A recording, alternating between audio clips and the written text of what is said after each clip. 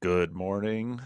I'm back from vacation, and I really want to thank Esther and Tripp and Andrea and Benjamin for taking some of the slots while I was gone and contributing some of the content.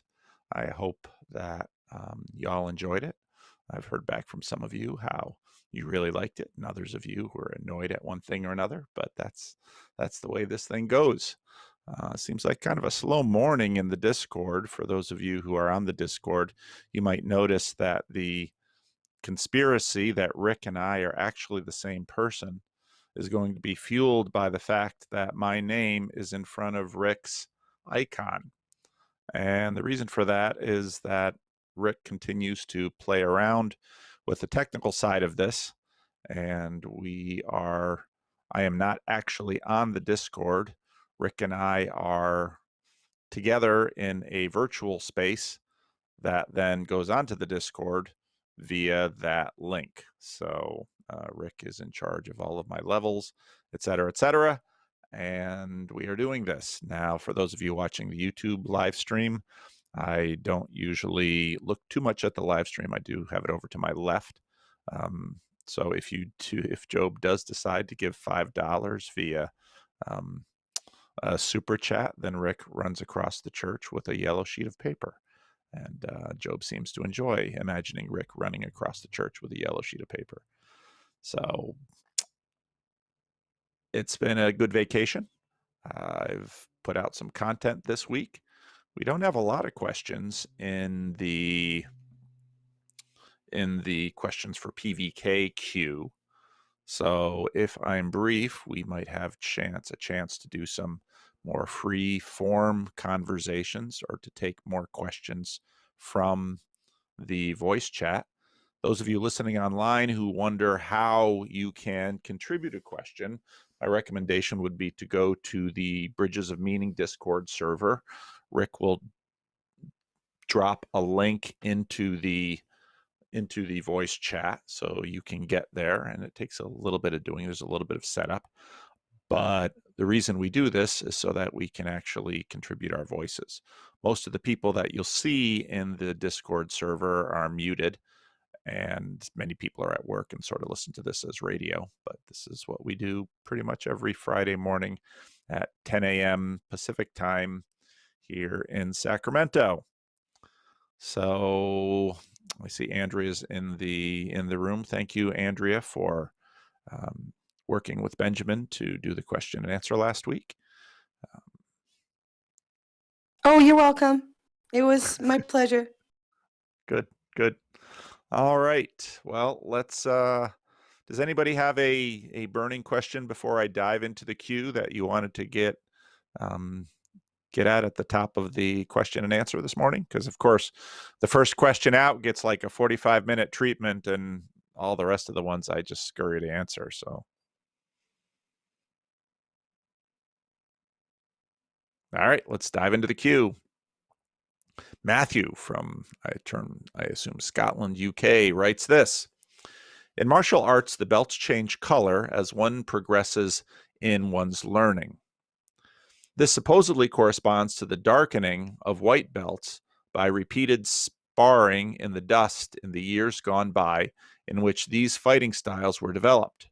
Famously, the highest belt is the black. However, some people posit a continuation after the black, where, by repeated practice, the belt wears down, revealing white fabric beneath the black layer. That's a very interesting story. I didn't know any of that. Onto this has been projected a narrative in that the learning to fight progressively darkens the soul, and yet in the pursuit of martial arts, not as violence, but as a way of being in the universe, the true master returns again to the place of purity, his belt as white as that of the novice. It's interesting. Is it purity or naivete? Do you think this maps well onto the behavior the believer who deconstructs, and only after years of wrestling with the Bible, modernity, and self, can sing once again in full honesty with the Sunday school children, Jesus loves me, this I know, for the Bible tells me so? If so, what happens to the ones who do not finish this process of leaving and returning? That's a great question. I really like how you framed it. I like the illustration combined with it. As a preacher, I pay attention to those things, and that's really cool. I've often said that I don't necessarily fear deconstruction of Christians because, as in a number of the conversations I have recently, I just had one where someone called themselves a reconstructed Christian. The challenges that we currently face in our cultural context with respect to belief are daunting. Today, I have to finish up an article that I'm writing for the Unbelievable blog for Justin Brierley and his outfit about Peterson and Murray and Holland that deals especially with this. And I think in many ways, the contributions of Peterson and Murray and Holland, Douglas Murray and Tom Holland, are that they, in a helpful and really a collaborative way, help the church to deal with the kinds of issues the church has been wrestling with for really the last 500 years and beyond that.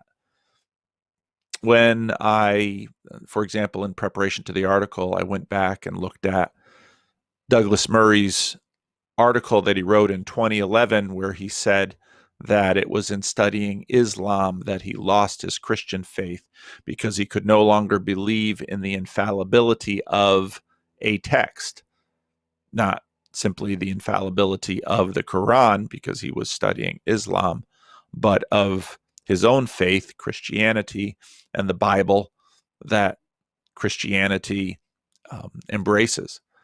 So these issues are real, and part of how we grow as human beings is we struggle and we fight. And in some ways, that fighting, as in your metaphor, we get dirty. And in other ways, as G.K. Chesterton said, I like getting into hot water. It keeps me clean. So I think it's a cool illustration.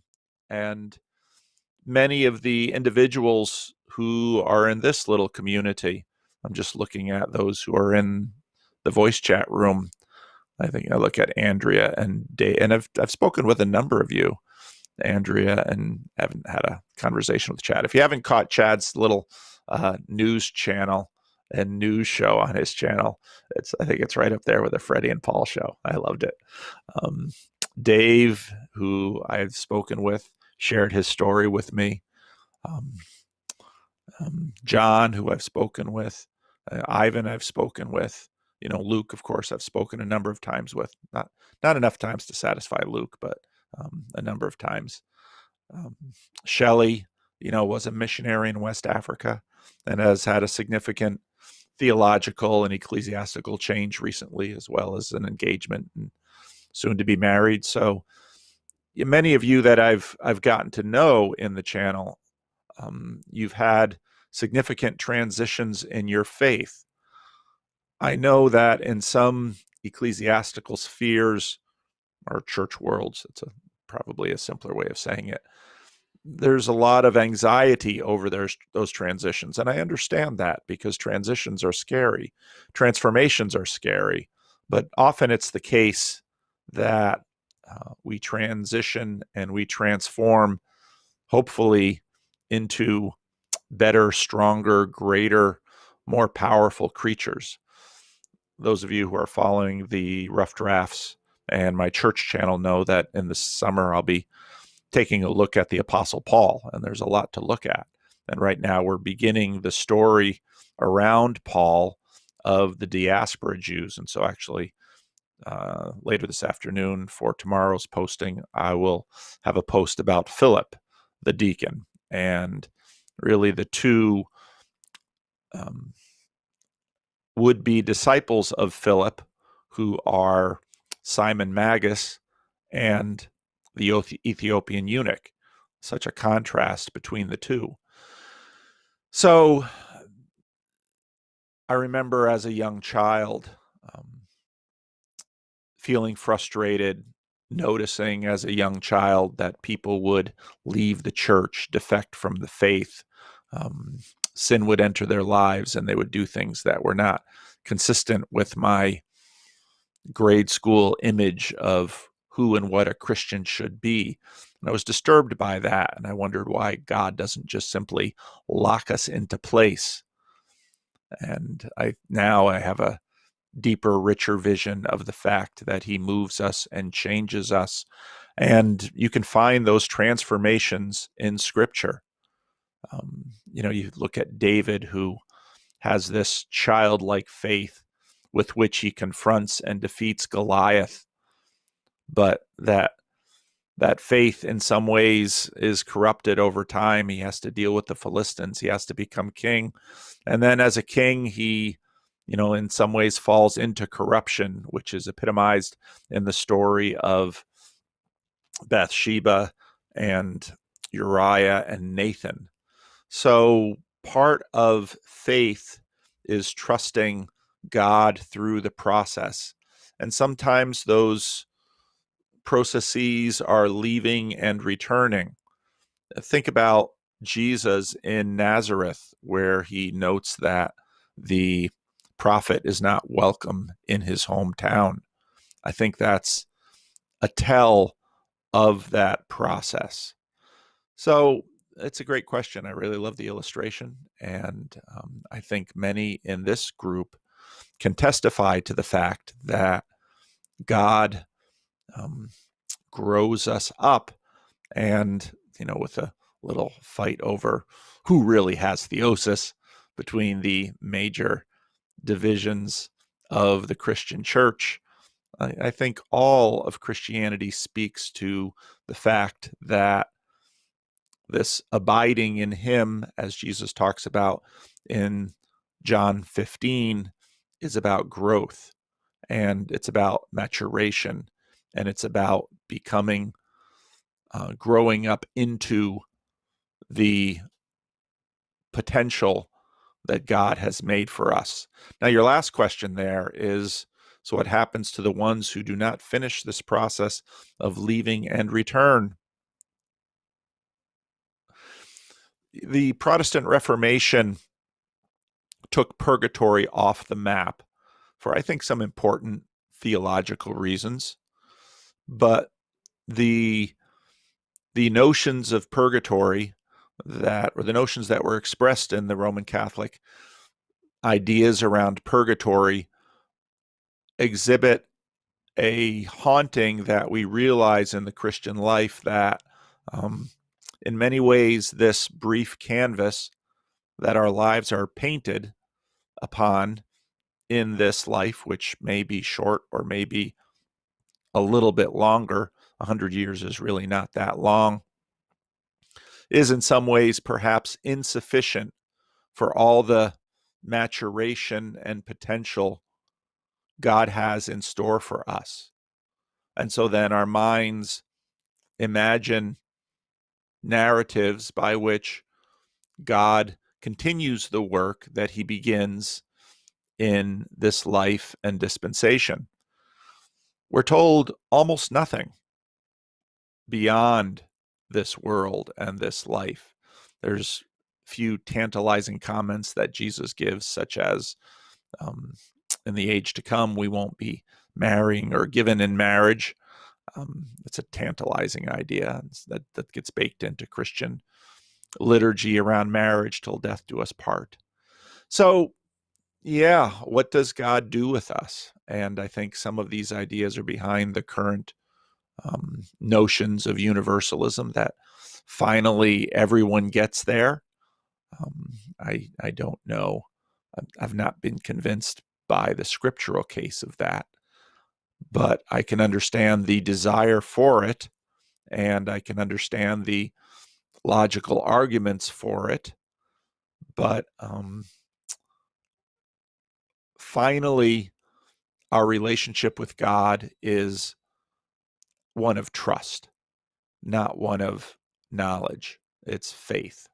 And faith, as Peterson said recently, in his conversation with Clavin, which I thought Peterson got a lot right there in that conversation about faith, is we trust. And using the analogy of trusting in a wife or trusting in a parent or trusting in a friend, as the book of Hebrews says, we extend beyond what we can know through faith. And that's, in fact, what we do with our Heavenly Father. And we say, I don't know, but I trust you, and so I will follow you. And as Jesus, the analogy that Jesus uses again and again is that of a child and a parent, because the parent knows more than the child, and the parent knows that the child's capacity to understand is limited. And so the parent looks at the child and says, I brought you into this world. I've been feeding you and caring for you from before you can consciously remember. And so I will ask that you trust me as we get on airplanes and drive in cars and jump off waterfalls and do all of these things that children do with parents. And we trust in our Father's goodness. And actually, again, in that video with Peterson and Clavin, I don't quite know what goes on with Jordan with this trust business, but when he talks about believing that being is good, that's pretty close. It's abstracted language, but it's pretty close to the idea that we trust in our Heavenly Father. So that's a great question. Anybody from the voice chat want to ask a follow-up or want to weigh in on this?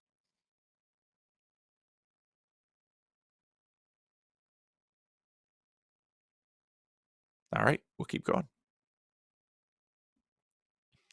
Paul, in an earlier video, you have used the word whiteness to refer to the upper class.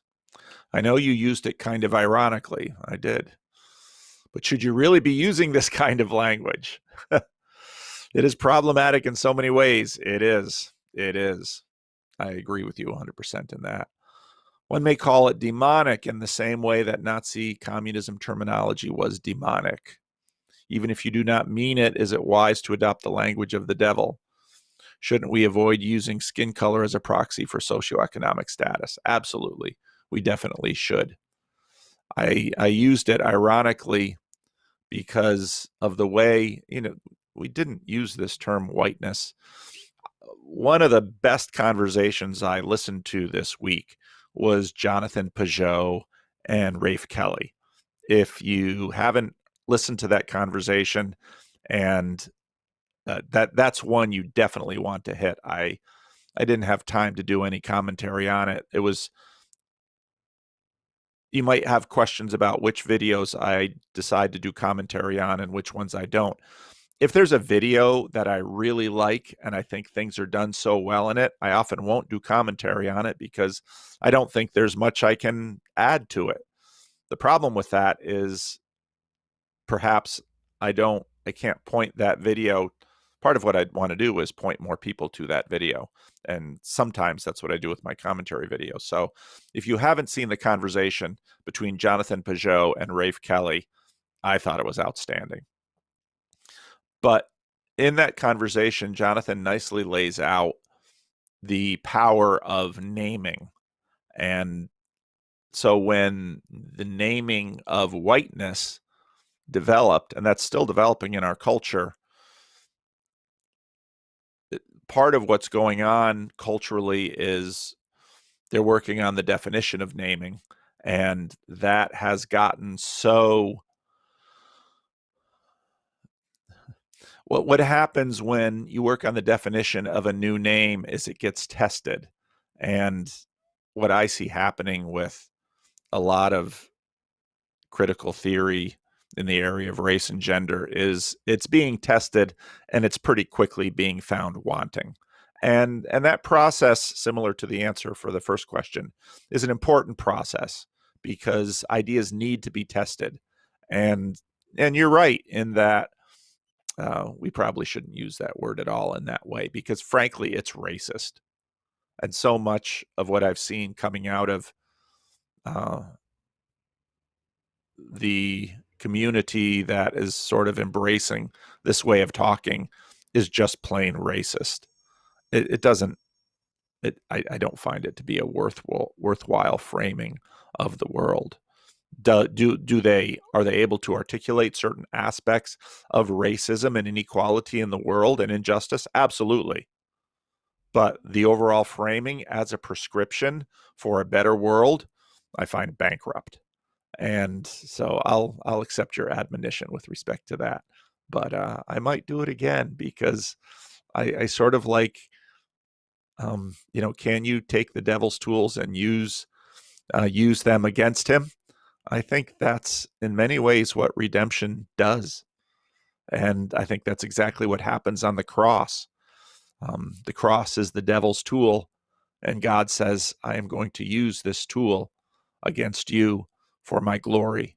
And in some ways, that's the whole flow of redemption. So, but I will accept your admonition. Pray for this Jeremiah back. Congratulations for sensing the definition of pornography according to the Oxford English Dictionary embedded in my last question about canticles. John Calvin said that the Psalms are an anatomy of the soul. Are Psalms an anatomy of a fallen person's soul or Christ's glorified soul? This is a corker of a question, as my mother would say. And I'm going to not answer it because I don't think that I can. Because in a sense, the question sort of presented to me asks me to stand above Scripture in a way that I am uncomfortable doing. Because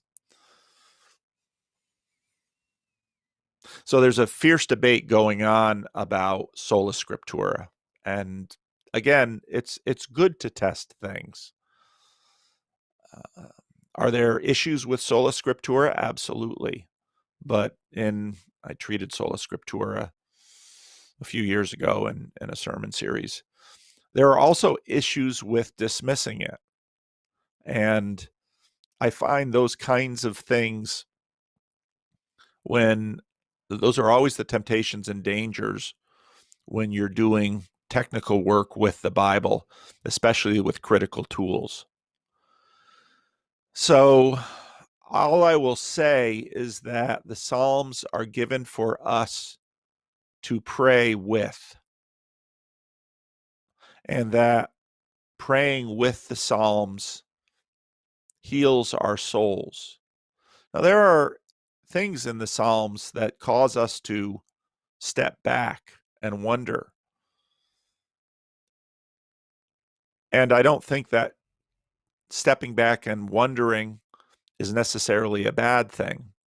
But one of the things I think, in fact, when it comes, I've been thinking a lot about this definition of the demonic or the satanic, partly, of course, because Peugeot did that video on Lil Nas X, partly because in my conversation with James Lindsay a couple of years ago now, he used the word demonic with respect to critical theory, and him being in the tribe of new atheism, or at least part of that broken church. When he used that word, I sort of paused and thought, how is he using that word? What does that word mean in the Church of Atheism? Because those are interesting questions. But part of the satanic temptation is to stand above and judge God. Now, anybody who has followed my channel knows that I have a world of mercy and sympathy with doubters, because I think doubt is a part of the life of faith in this world.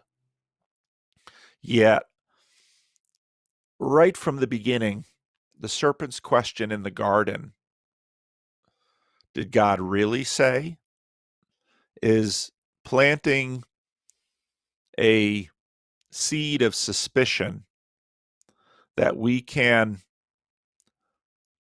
take epistemological heights and judge God from them. And again, back to the Rafe Kelly, Jonathan Peugeot conversation. Jonathan Peugeot regularly says, and he did this with Rationality Rules and Adam Friended, regularly says, where do you stand to make those judgments? This is part of the reason I talk about the monarchical vision, which imagines that we can sort of stand above the world and see it as it is. Well, that's one thing to imagine to do. And in science, we close one eye and we try to we sort of try to approximate that or do a simulation of that. But it's tremendously hazardous to do this with God. And it's the way in which, going back to my first question, that's where it's nice to have the first question. Going back to the first question, the child that does that to the parent, now all of us have fallible parents. The child that does that to the parent runs an enormous risk because, especially depending on the age of the child and the wisdom of the parent, the good parent who loves the child and lives in an agapic way towards the child ought to trust that parent. And a really heinous rebellion is when the child stands in judgment over the parent. And so part of submission to God, and especially as a Protestant, submission to the scriptures, is to adopt a posture of submission to them. And I'm not saying that your question is satanic, but part of the question asks me, in a sense, to make a choice between these two options, and I won't. But I understand where the doubts arise from the Psalms, and your question reveals a nuanced understanding of the place and role of the Psalms in the canon. Yet the Psalms are often treated as prophetic in the New Testament. You can find that in Acts 2, for example. So again, my decision not to answer your question is for this reason. And my admonition to Christians would be, pray the Psalms. Because in the Psalms, you will find a full range of human emotional experiences of attempting to live faithfully as children in a world too hard and too big for us. So that's my answer to your question. All right. Boy, there's been a few more questions asked. Okay. We are just cruising through today. You know, Joey mentioned because I was listening to Benjamin, if you answer the questions more quickly, you can get through more, Paul. If you don't spend the whole time on the first question, actually what I usually wind up doing is spending the whole time on the first question, because often the first question frames the answers to all my other questions. All right. In one of your recent videos, you mentioned that you want to lead your Jordan Peterson meetup at your church in a more structured and more intentional way. Could you elaborate on that? What ideas do you have, and how would you like to see the meetup develop? So we've had a pause for a while now, and after June 15, California is supposedly once again open for business, because I suspect the governor is fearing recall. So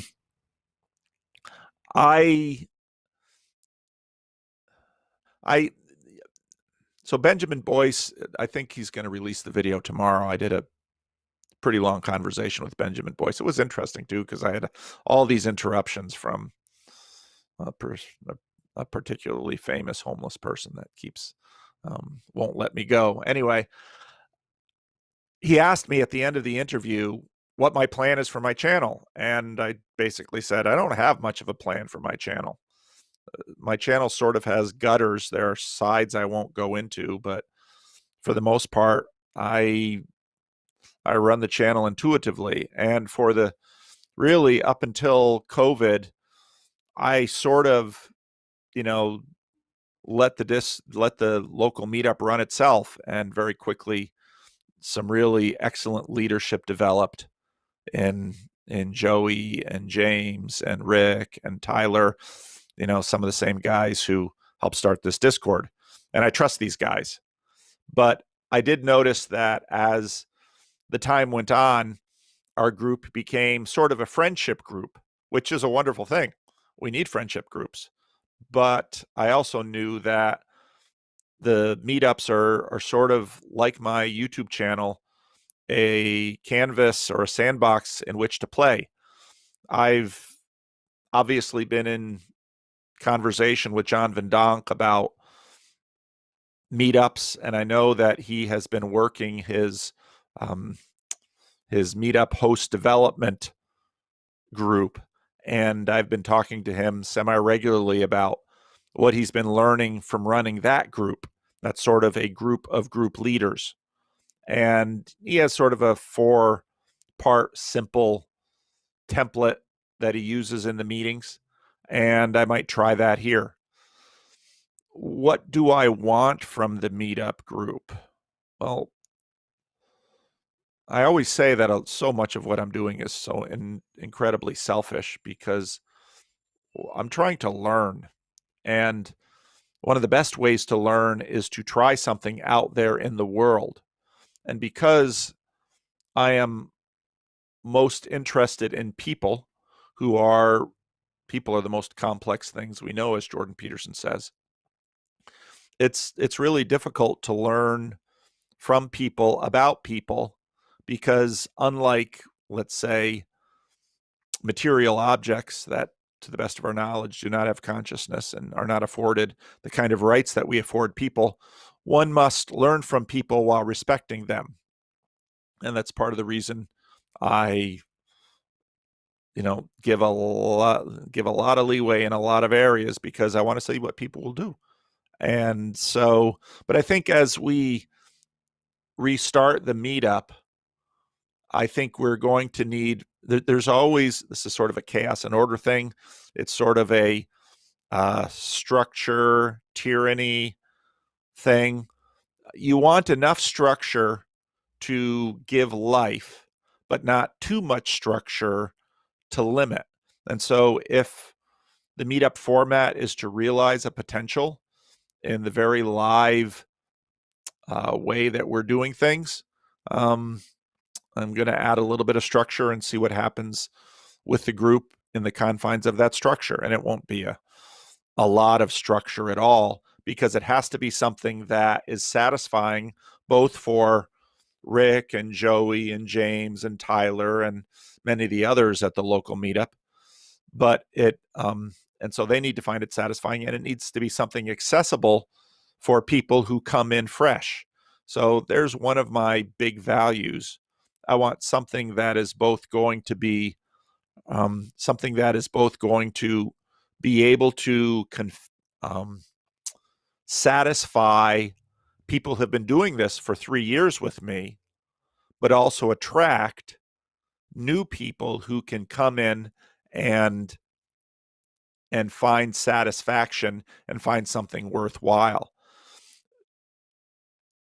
Now, growth is a tremendously challenging thing.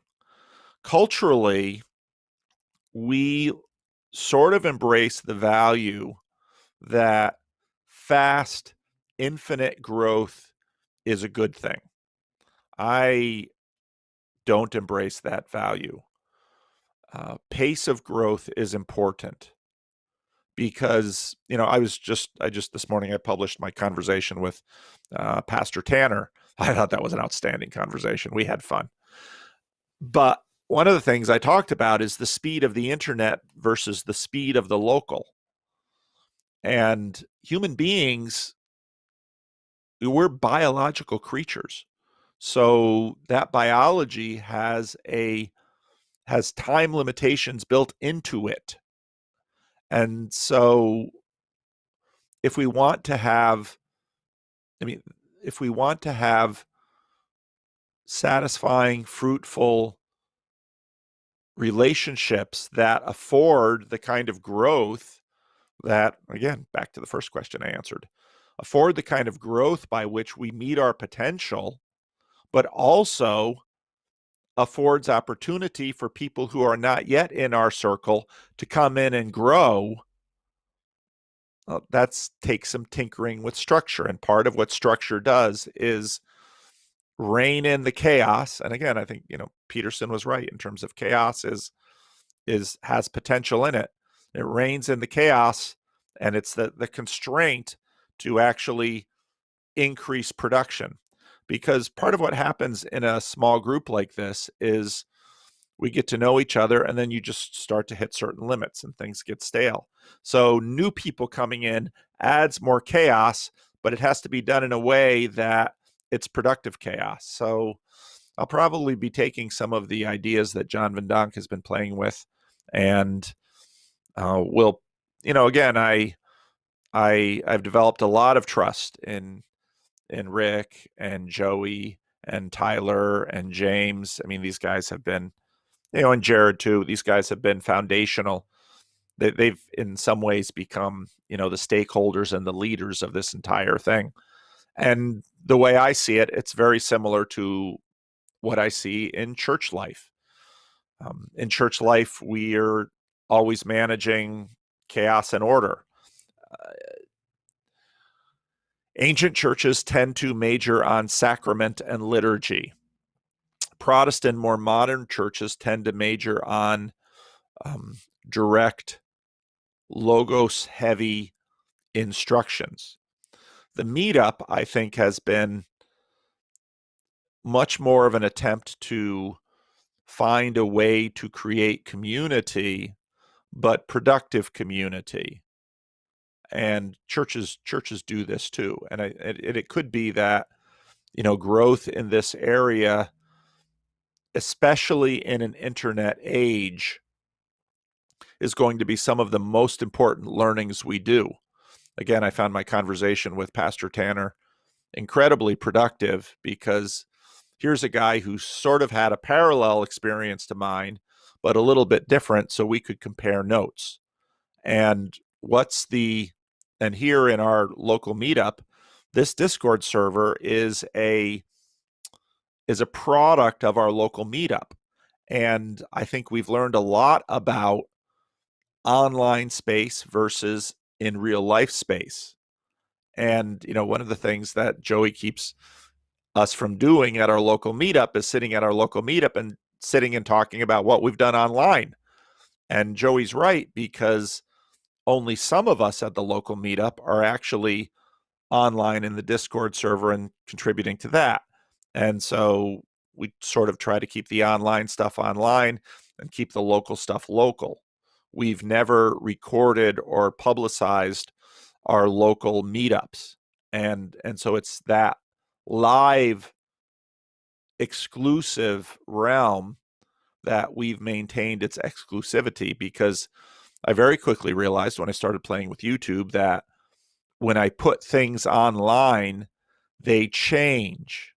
And they don't necessarily change in a bad way, but they do change, and I'm not fully aware of all of those changes. So the local meetup has been experiments in all sorts of things, and it's produced a lot of good, fruitful things. And now I've been busy with all sorts of things, and so, Joey and Jared and Rick and James have organized all sorts of meetups, not necessarily here on location at Living Stones, but at Joey's house. Or Jared, my son, has, twice a month, he has a game night that he has in his tiny little apartment.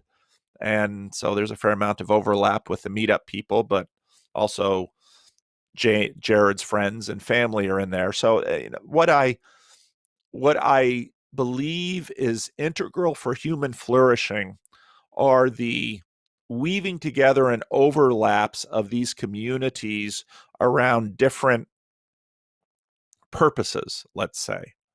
So the meetup that happens at Living Stones is just one of those layers, and the Discord is another layer, And, Joey used to have happy hour, which in his place, which was another layer.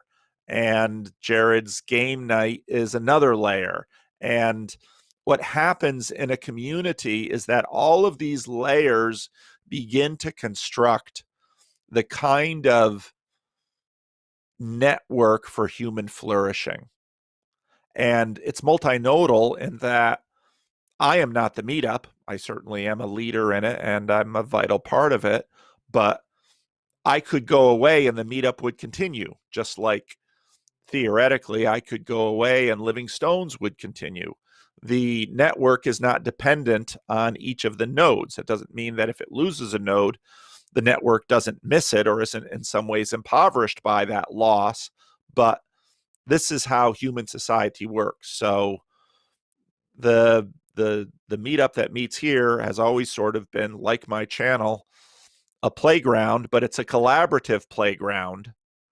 In that, one of the things, again, that I learned as a pastor early on is we need to share our agency and give to each other. So I gotta one friend of mine did not like Esther and Tripp's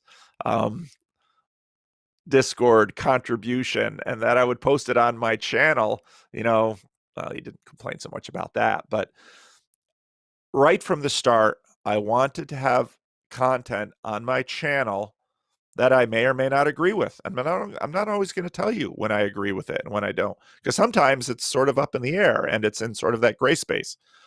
But I think that sort of playing with and engaging reality, self-limiting our agency, is vital for growing in wisdom, knowledge, human flourishing of community. I get similar things. Sometimes people will, I actually get it fairly often. People will come to my channel and they'll kind of get a sense of what I'm doing and they'll like it. And then they'll either tune into the church channel or visit the church and they're a little disappointed.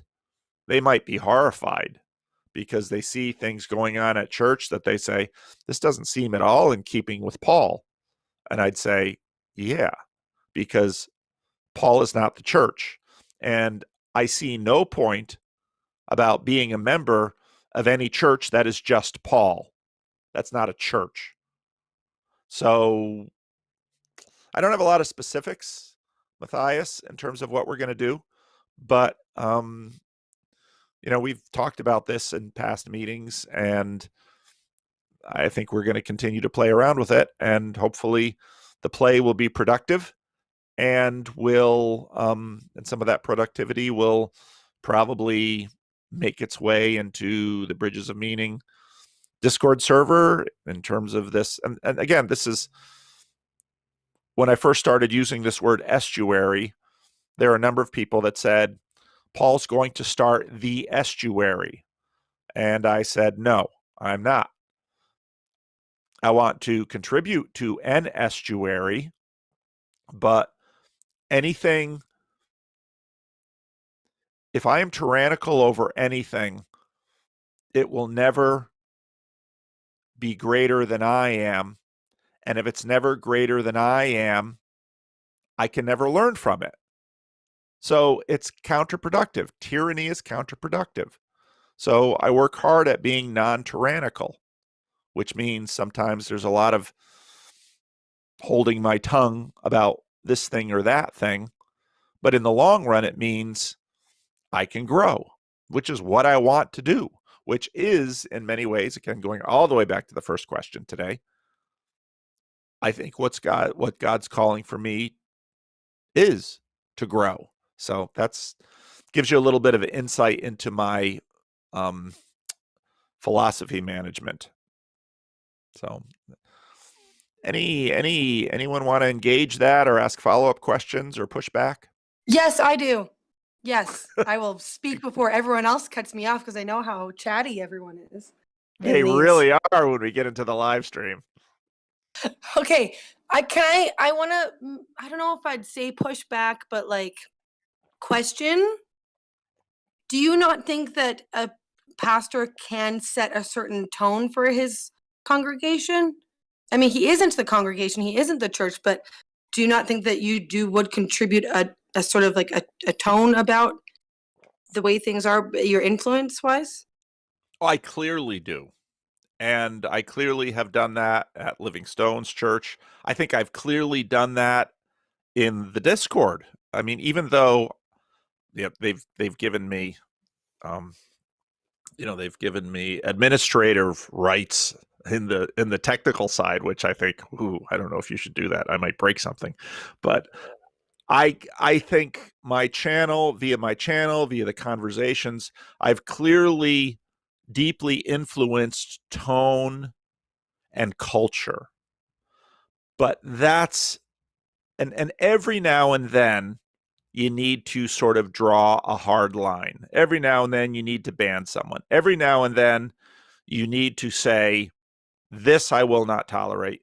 This, this that's a line I will not cross. You need those lines.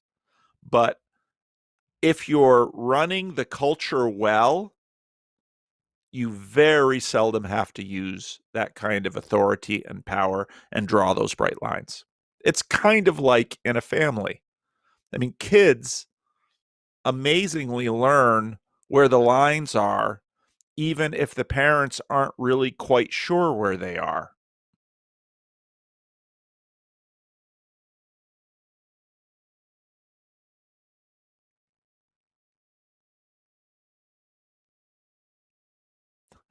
And I didn't expect you, Andrea, to just take that. I mean, where'd you go?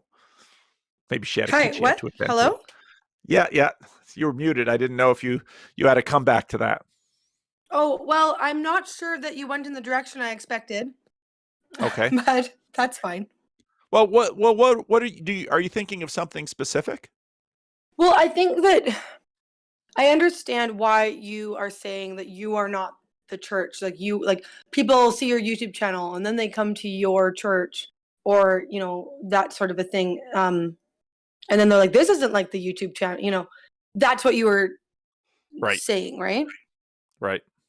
I think that maybe you might be underselling the influence that you have because you're concerned about people thinking you're everything. Well, you're not everything, but you are definitely a major part Yeah. of the way that the vibe, I guess you could say, of the church. Or yeah. And I guess what I'm saying is I'd rather have my influence through vibe than violence.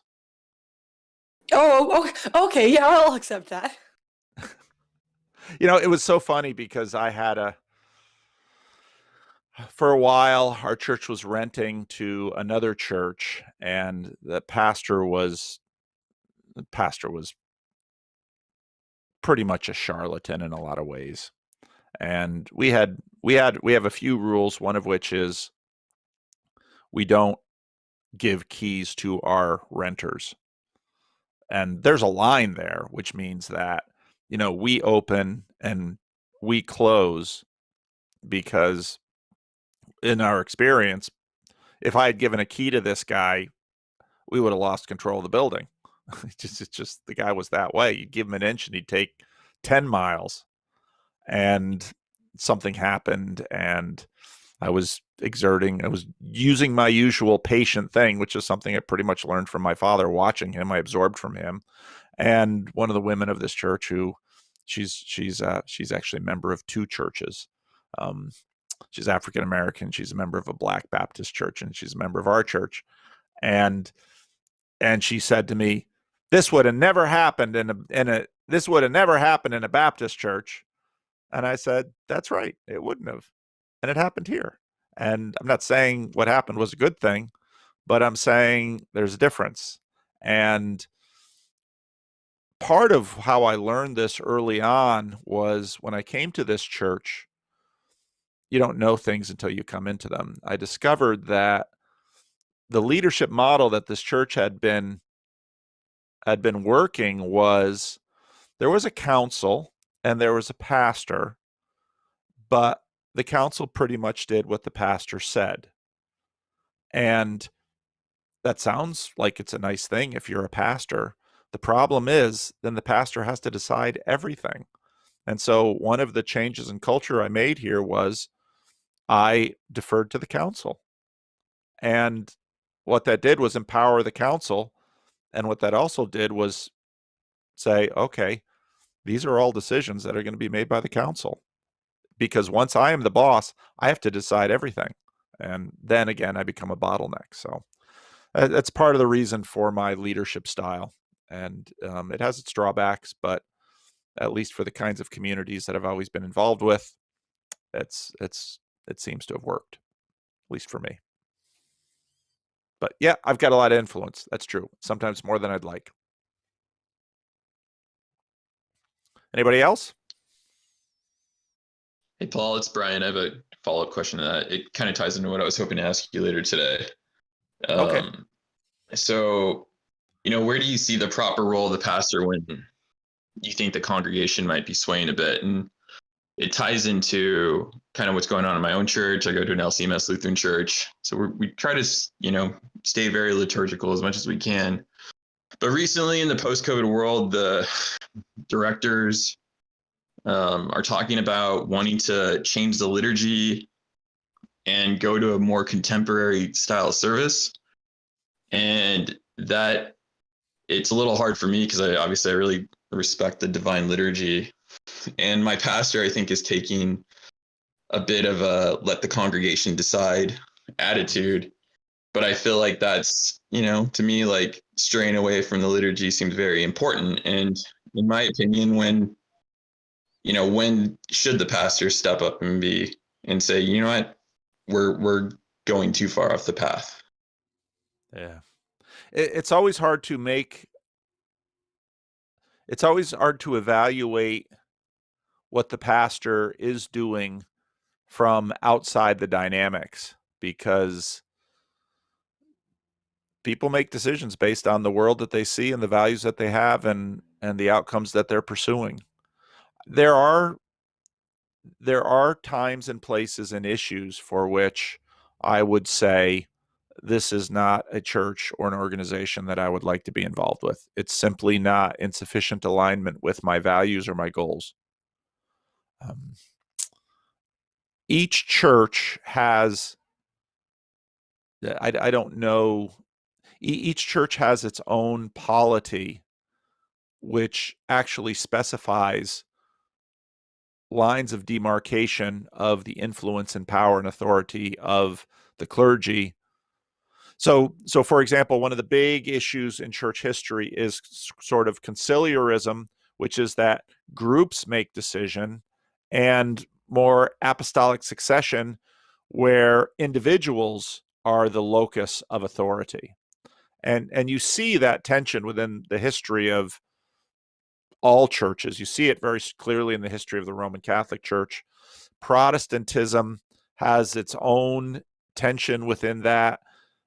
And does the body make the decision, or does an anointed individual make the decision? And they go back and forth. And so pastors already have enormous tools of influence in a church, especially in a small church. They preach, they give pastoral care.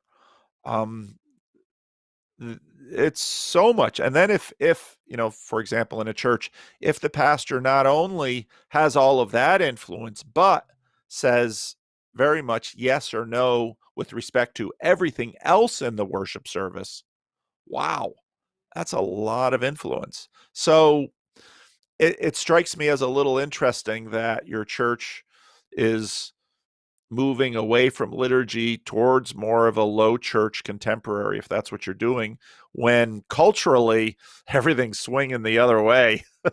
And believe me, I know. And I've voiced these concerns, and I've talked about how we have like 3 young people in the whole church, and all 3 of them specifically came to this Lutheran church because we follow a fairly conservative liturgy.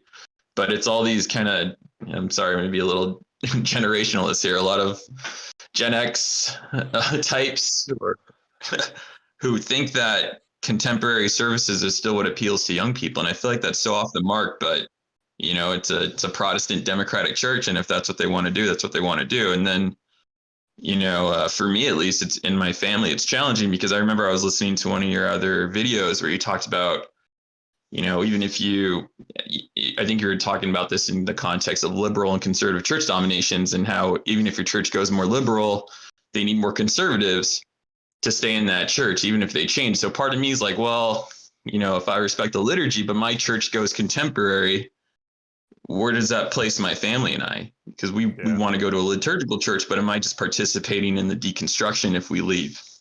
So that's why this is hitting me kind of twofold. Yeah. And life is full of real knotty questions like this. In my experience, churches that really try to tinker with this kind of thing usually just make a muddle because it's so hard to actually transform a church. It's sort of like going from a internal combustion gasoline automobile to an electric car. They're just in a lot of ways two different animals. And my guess is that it's sort of like churches trying to change is sort of like New Year's resolutions. There's all sorts of intentionality and dreaming and visioning, and they think they're going to make these changes, but in the long run, they're going to revert to the mean. So yeah, it's tough. I think you're right in terms of the swing is going back to more liturgical, but there's still, I've done a lot of thinking about what's beneath these polarities. Let's say a much more constrained liturgical liturgy versus a more expressive, spontaneous praise and worship liturgy, let's say. And I think both have values, both have liabilities, and in many ways with respect to churches, often what they wind up actually doing is not as important as what's going on beneath the surface in terms of the community. So that won't answer. I mean, you will have to make decisions for yourself and your family with respect to if the church makes these changes, if that's the church for you, and depending on if you're in a major metropolitan area where there might be a variety of viable options, or if you're in a smaller community where, boy, if this church goes that way, you're just going to be hurting. Almost everyone I know has to make compromises with respect to a church. To be involved in community is to compromise. To be involved in a marriage is to compromise. To be involved in a family is to compromise. And so there will be compromises. It won't suit your need. It won't suit your likings or maybe your needs, but there are almost always other needs beneath the surface that also are important. And so, yeah, God's blessings to you as you navigate this. I'm sorry, but that's in my video this week when I'm thinking about Peterson and ideology, and I believe me, I so understand when people look at the church and are like, "You mean I got to submit to that? I've got to participate in that?" That was C.S. Lewis's thing too. It was like he hated the hymns, and I'm sure for him the sermons were pedantic and wrong often. The liturgies were not well crafted because, Douglas Murray's complaint that here you have all of this treasure and lesser people are mucking with it. It's sort of like giving your 10-year-old the keys to the car and saying, why don't you tinker with the engine a bit? No, it's not going to run well. But that's what we're called to love and to serve and to participate and to be blessed by. So, yeah, I understand, but it's tough. Thanks, Paul. Yep. I was wondering if you could just keep going with that a little bit and talk a little bit more about how kind of any institution, but churches specifically, are affected by the congregation, the leadership, the mission, the texts, kind of those different factors, and just if that brings anything up for you. Oh, it's an endless subject, because especially in churches, there are so many layers. And in a denominational church, Living Stones, when I got here, had maybe half of the congregation had roots in the Christian Reformed Church beyond itself. And then another significant part of the congregation had been here for 20, 30 years and had come to Christ in this church. And so this was the church that they knew. So there's that layer. And then if someone's in a church for decades, they're changing while they're in the church. And the church and the people in the church are changing each other. And then there are crises that happen in people's lives. It's a tremendously live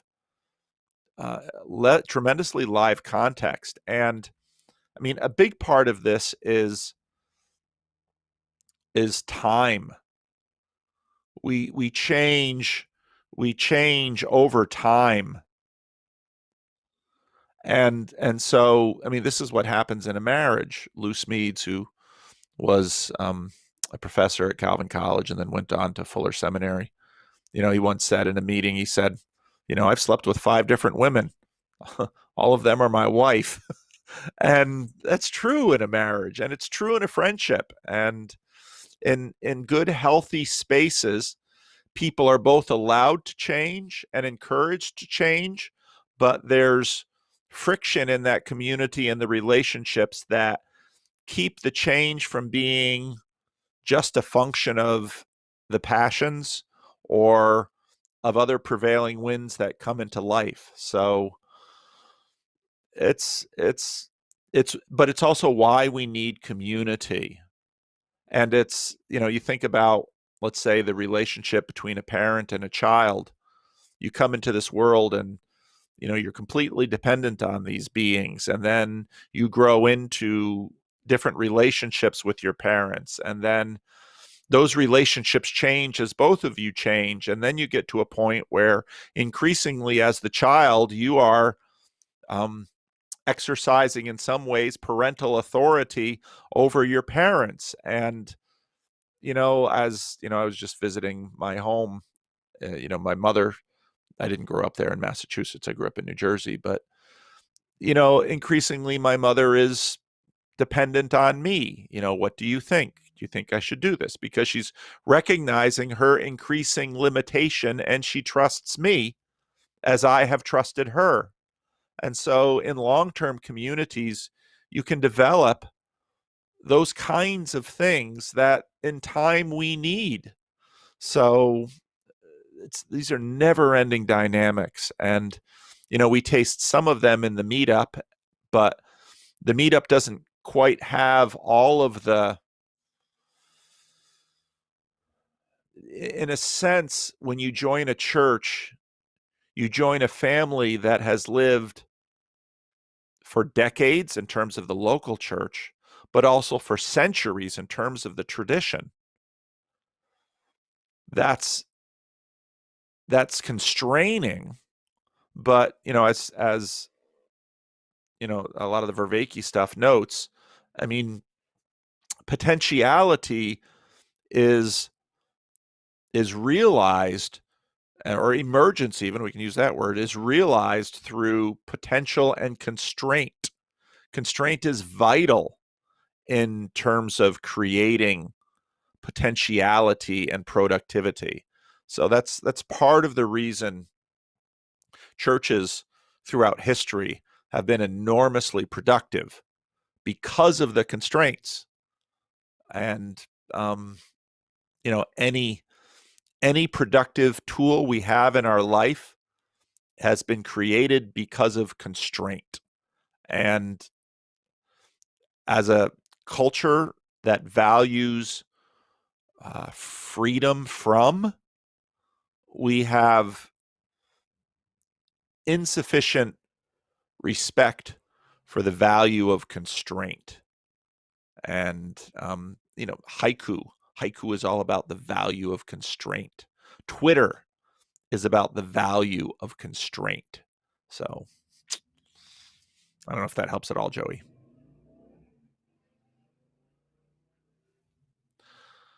All right. Chad the Alcoholic. Howdy, Pastor Paul. It's been on my heart to ask about Matthew 5-7, the Sermon on the Mount. More specifically, Matthew 6. Matthew 6 has the three forms of Jewish piety: fasting, prayer, and almsgiving. And what joins Jesus' admonitions there is that prayer, almsgiving, and fasting ought to be done in secret and not as a performative religious show, or as been recently coined, virtue signaling. Christians, this is such a radical thing because, again, constraint. There's two values in the Sermon on the Mount. Chapter 5, let your light shine. Chapter 6, no virtue signaling. And it's like, how am I supposed to let my light shine with no virtue signaling? And there's the power of a paradox and constraint, which I think Jesus is absolutely right. And these teachings have shaped our civilization, because if there's one thing we can't stand, it's the self-righteous. And, up until, let's say, up until the end of the 20th century, in many ways, the church was detested for its self-righteousness. And now we've got a whole new class of moralists, noisy moralists at work in our culture. And they are sowing the seeds of their own lack of influence, because if there's something we all detest, it's the self-righteous. So when I think of the divisions in the church, I wonder why the church doesn't just try to do what is in 5-7. How different would the Christians be as a whole if today we aimed at this? Well, the Sermon on the Mount is simultaneously one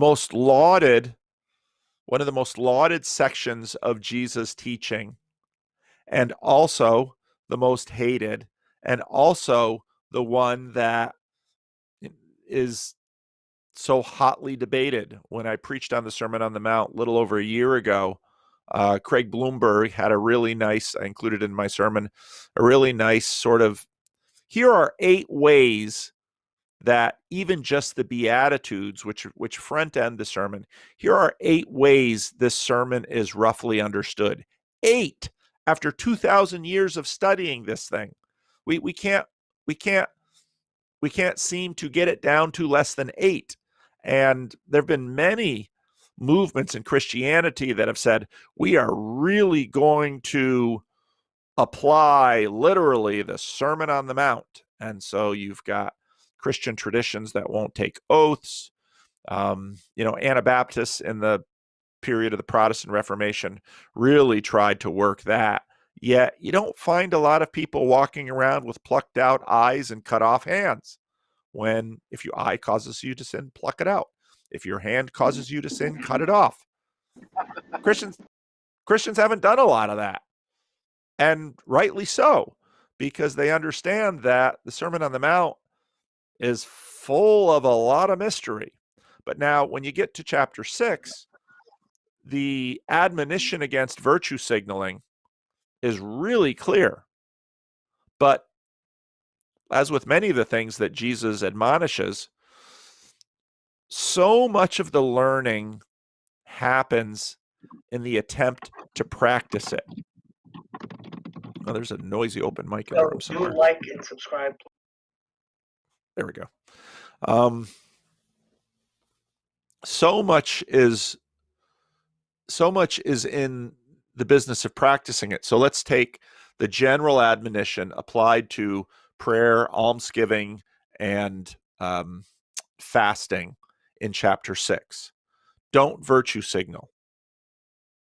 Okay, so the money I give, I should figure out how to do it in a way that nobody knows I'm giving. And I've seen Christians do that.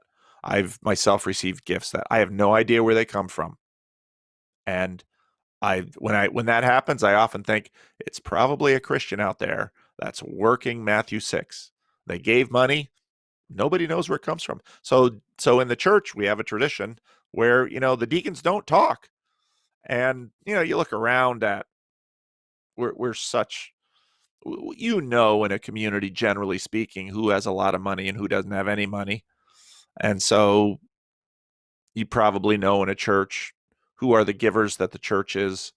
20% of the people in the church give 80% of the money. It's almost always the case. So who are the crucial givers? Well, that's a really dangerous thing for pastors to know, because then you start, as Jesus said, start valuing the people by virtue of their financial gifts. And Jesus says, don't do that. So don't virtue signal. Well, one of the best ways to not virtue signal? Be an asshole. And on one hand, you might say, well, that's not really letting your light shine. But be an asshole in a particular kind of way. And when you think about it, that's sort of what Jesus did. There are places where Jesus says, that one of the things that comes up is his treatment of the Syrophoenician woman when her daughter needs healing, and Jesus is like, is it right to give to the dogs what the bread that is meant for the children? And you can reliably go on the internet and find the conundrum that passage has set up for how many preachers. Now, the conservative, dutiful preachers who are submitting to the word of God will often find all kinds of reasons and excuses why Jesus isn't being racist or misogynist in his treatment of this woman. And, so then you have all this lawyering for Jesus. And then you go to the left and you find Jesus wasn't perfect. See, Jesus was a racist and a misogynist. And here are we today. We do better than Jesus. All right. But now you're virtue signaling. And so you find Jesus doing these things, and you also begin to see how, he tells this woman, hey, it's not right to give to the bread meant for the children. It's not right to give it to the dogs. Jesus is pushing her by is he being a jerk? There's lots of cultural layers there, but Jesus is pushing her and, seems to be enjoying it. Another favorite story of mine is John chapter 4 with the woman at the well. Because this woman at the well, I picture her sort of like a truck stop, a grimy, greasy spoon truck stop waitress with a really sharp tongue. Because Jesus says, hey, can you pull me up some water? And she looks at him, oh, you stupid Jew. You come to a well without a bucket? And Jesus, they just keep going just back and forth with this banter, and really annoyed my Sunday school class when I said, seems to be some sexual tension in here. It's like, no, we can't have Jesus with a penis. I'm gonna the meme guys might make a clip out of that. Who can control the tongue? So, but the genius of Jesus is how he plays with the full register. And so we just talked about constraint. When you're doing your acts of piety, don't do it in a way that draws attention to yourself, that people will stop and say, ooh, he's righteous. He's moral. And when you look at the games that are being played in our culture right now with this new ascendant moral, this new ascendant self-righteousness, this new morality, it has the seeds of its own undoing, which is what Jesus says is, hey, do you want to establish a moral, righteous community that actually will be of use to the world and loved and valued by the world, don't virtue signal. Don't get caught in the trap of self-righteousness. It's deadly. Jesus has many more parables about that. So yeah, you're exactly right. Now, the church in North America losing its moral high ground, which has been happening since the 60s, is probably not a bad thing for the church. And I think preachers should not be holier than thou, and we shouldn't virtue signal. And so here's, think about Jesus' reputation among his disciples. They didn't always know what to do with him, and they certainly didn't always understand him, but they did respect him. Now, just playing around with some settings here on my computer. Now, at the same time, almost everybody thought Jesus was immoral. Now think about that. The religious authorities and the different competing factions in Jesus' world thought he was immoral. And all of the conversations about ceremonial washing, eating with tax collectors and sinners, the behavior of his disciples. We've noticed, Rabbi, that your disciples do not fast. Well, because they're with the bridegroom right now. They'll fast later, don't worry. They thought Jesus was immoral. And again, this is sort of back to my answer about the Psalms. Being a disciple means no disciple is above their master. And so part of discipleship is you submit to your master.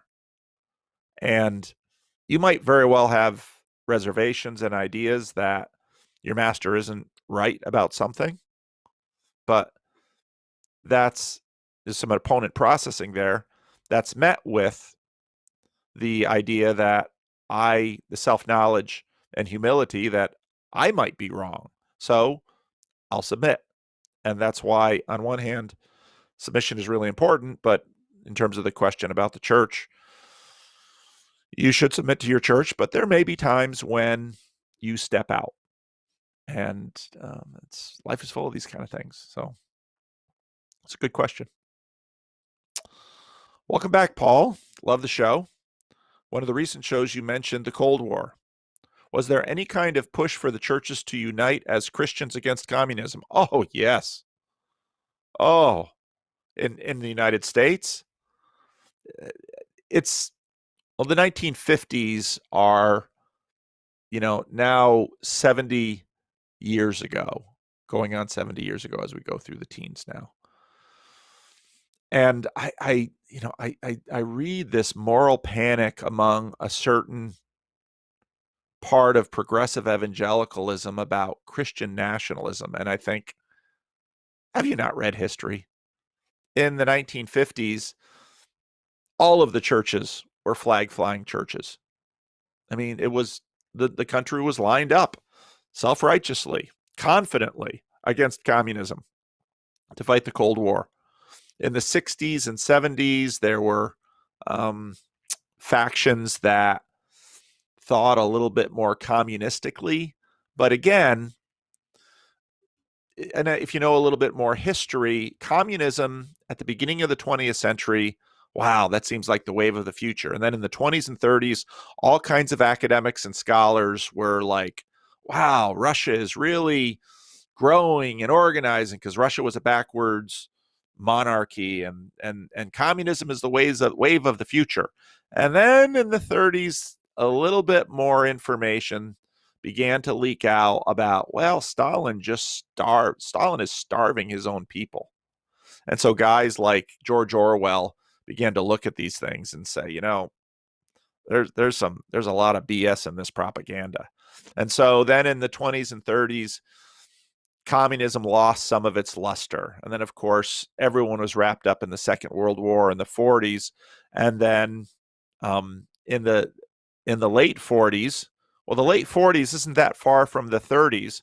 And so people had a pretty good idea about what communism was. But now you get into the 60s and 70s, and now the 30s are 50 years back. And, people start taking a softer line on communism.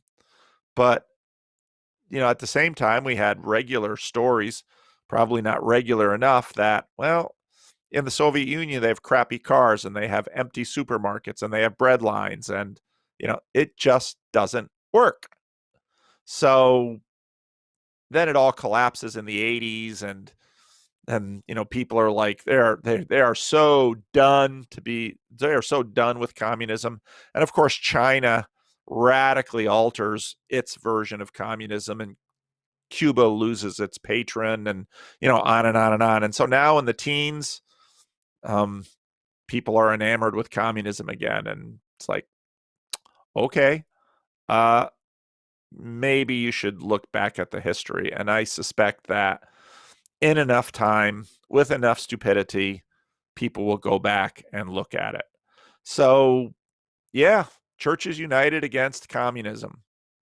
But as with all attempts to organize, manage, get a handle on this world with tools as linear and time-bound and limited as speech, the actual world and actual people are full of so much more nuance. And so this stuff all sort of changes. And, it's all this kind of stuff that we see happening now, like this woman who was way at the top of Black Lives Matter, buys a big house in LA.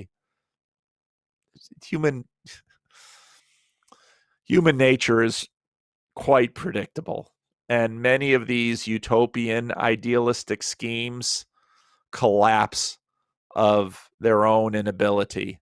And so part of the wisdom of sort of Jordan Peterson's Darwinian evaluation of truth is that if it endures a long time, if it grows large, there's probably something to it, because truth is ruthless and it'll have its say. And so, I look at a lot of these ideas again, and it's like, we saw this in the 70s, we saw this in the 30s. Part of America is a wonderful culture with a tremendous amount going for it, but part of its real limitations is it doesn't know enough history. And I think, why do churches do better in America than in let's say Western Europe? I think part of it is churches are more needed in America because as a culture, we're so bad at history. Now, American churches are really bad at history too, but churches and religion by its design continue to express historical constraints on those that are actually working the religion. And those historical constraints will afford wisdom to the people who are working them. And so I think that's part of the dynamics between church and politics in America, that anyone who is born 20, 30 years ago, who only knows what is happening now, just doesn't have a lot of wisdom. And so one way or another, they're going to have to find wisdom. And, lack of wisdom I watch some stuff on reality TV sometimes, and I think these people have no wisdom. Part of the reason they're on reality TV is because they have no wisdom, and it's kind of sort of tragic comedy watching the decisions that they're making. We're always sort of negotiating television when myself and my wife and my two daughters are picking a show. And so The Bachelorette is starting again, and part of me just holds my head and like, we don't learn, do we? Because this show is just a glitzy a glitzy torture chamber for lovelorn individuals. That's what the show is. And it's all dressed up in, I'm going to find true love because I deserve it. It's like, you've picked about the worst possible way to go about it, but we're all going to watch. Oh, what a mess. So, yeah. What about unity with other religions and even more secular centers? Well,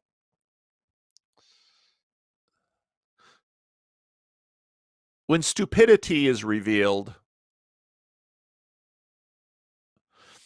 the other major world religions wouldn't still, again, using this Darwinian standard of truth, the other major world religions wouldn't still be kicking around if they didn't at least exhibit some wisdom in what human beings need to survive and thrive on this planet. So the fact that really bad ideas are exposed by one religion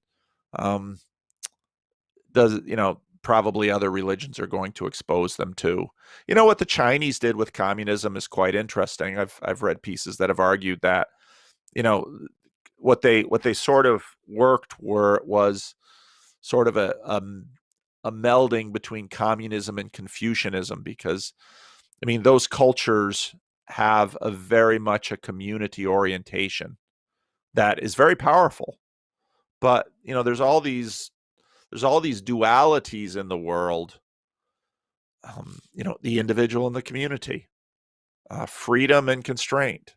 We have all these dualities, and religions and cultures, and wisdom is all about how do we manage these dualities and how we choose and act out our life. That's the way things are. Ivan asked, did Jesus prefer dogs and cats?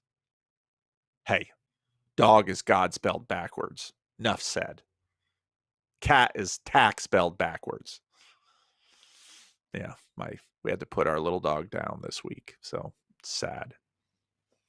But yeah, dogliness is next to godliness. And if you don't believe me, ask Rick. He has a very godly dog. And if you need some cardboard boxes, yes. If I could jump in on Eric's question. Okay. You talked about, or you brought up the president of Black Lives Matter, and Yep.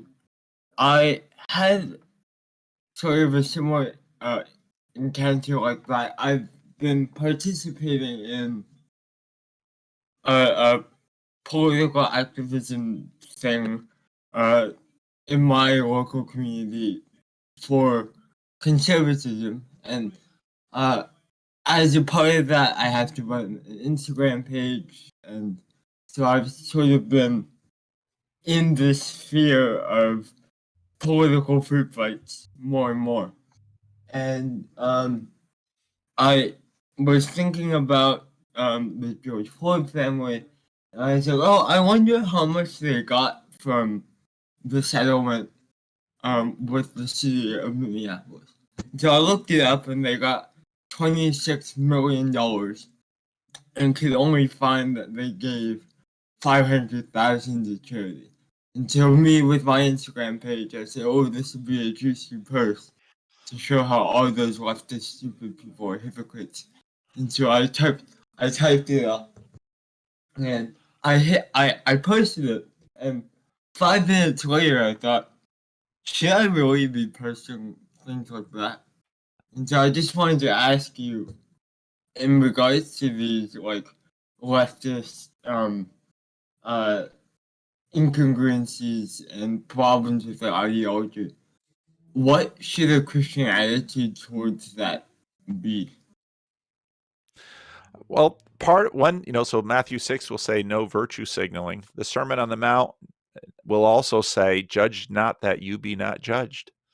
So, and the reason it says that is because we can't judge each other well. And also because when we have to discern to make our way through the world, we have to make judgments. But when it says judge not, judge has in Greek sort of a dual. It means condemn. And basically what I think that means is don't climb up onto God's throne of judgment and imagine that you are going to pass judgment on the world. It's not your place. So yeah, it's the difficulty of purity movements. And so again, sort of the woke church is a purity movement, which is deeply ironic. The problem with purity movements are we're not pure. And someone who both gets into self-righteousness and gets into the business of judging others, Jesus says, judge not that you be not judged, because the measure that you use to judge will be used against you. And that's exactly it. That's exactly it. So, and there's just, life is so complex. So even let's say I didn't even know that there was a settlement. Of course there was a settlement. So okay, $22 million. This is part of the game of restitution. Now, is restitution wrong? No, there should be restitution. Is restitution adequate? Does now, I mean, the idea behind restitution is that now after $22 million has been paid, it's done. So, get into the question of, let's say, there's restitution in all kinds of ways. How much money is necessary to rid America of its sins, its sins of its racial past? How much money? Put a number on it. And let's say, okay, this many $1 billion, and it's going to be distributed according to these metrics, yada, yada, yada. Okay. So is racism done then? Let's say I have a cat and someone runs over it with a car, and this is a beloved cat. Okay. How much money can you pay me for the life of my cat? And even a life of a cat, $100, $500, $1,000, to see my children in tears because their beloved pet was just hit by a car. Does money, is that in the same universe as money? So, and in the long run, what Jesus teaches us is forgive. And forgiveness is not only needed by the perpetrator, but needed by the victim. The victim needs to forgive for their own reasons. And forgiveness means you have hurt me in a way that you cannot restore or make up for. I am going to cancel the debt and walk away. That's the only way forward. And so Christians have to figure out, why don't we virtue signal? Well, because we get something from virtue signaling, and that undermines the virtue. Why don't we condemn others? Well, because we ourselves are liable for condemnation, maybe in the same way, maybe in other ways. So what is the path of life looking forward? Love your neighbor as yourself. Forgive those who hurt you. How often should I forgive? 3 times? 7 times? 70 times 7. Oh, I can do math. No, that's not the point. You can't live your life holding grudges against others. What that does is you are then bound by the evil. So, yeah, there's a lot of people out there making all sorts of noise, doing all kinds of wrong things. They're going to do it. They might even hurt you. They might even cause a huge mess in the world. Okay. How are you going to go on? You're going to forgive and you're going to love. That's how you will have life.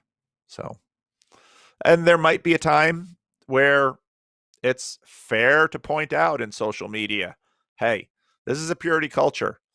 They can't live by their own standards. Goodness knows the Christian church has had to eat a whole lot of crow with Ravi Zacharias or pedophile priests or on and on and on.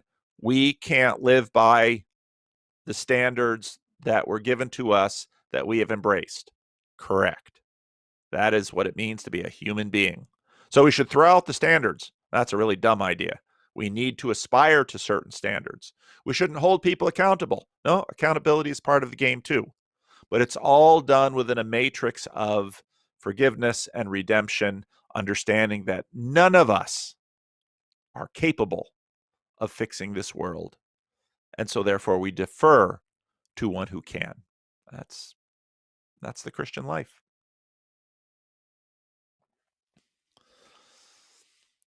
All right, Ivan, what were you like in your 20s and 30s? Younger. How have you changed? I have lost my hair and I've lost a little bit of weight. So my 30s, I got kind of heavy into my 40s, probably heaviest in my 40s. What kinds of, if you had more specification, is there something you have in mind, Ivan? It's kind of broad for me to answer.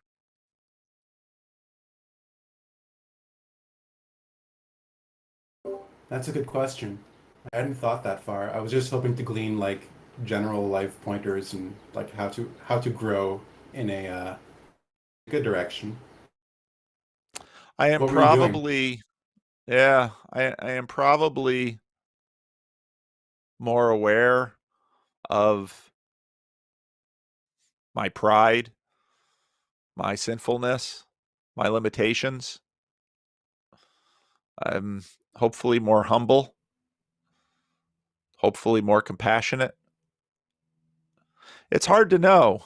It's really hard to know.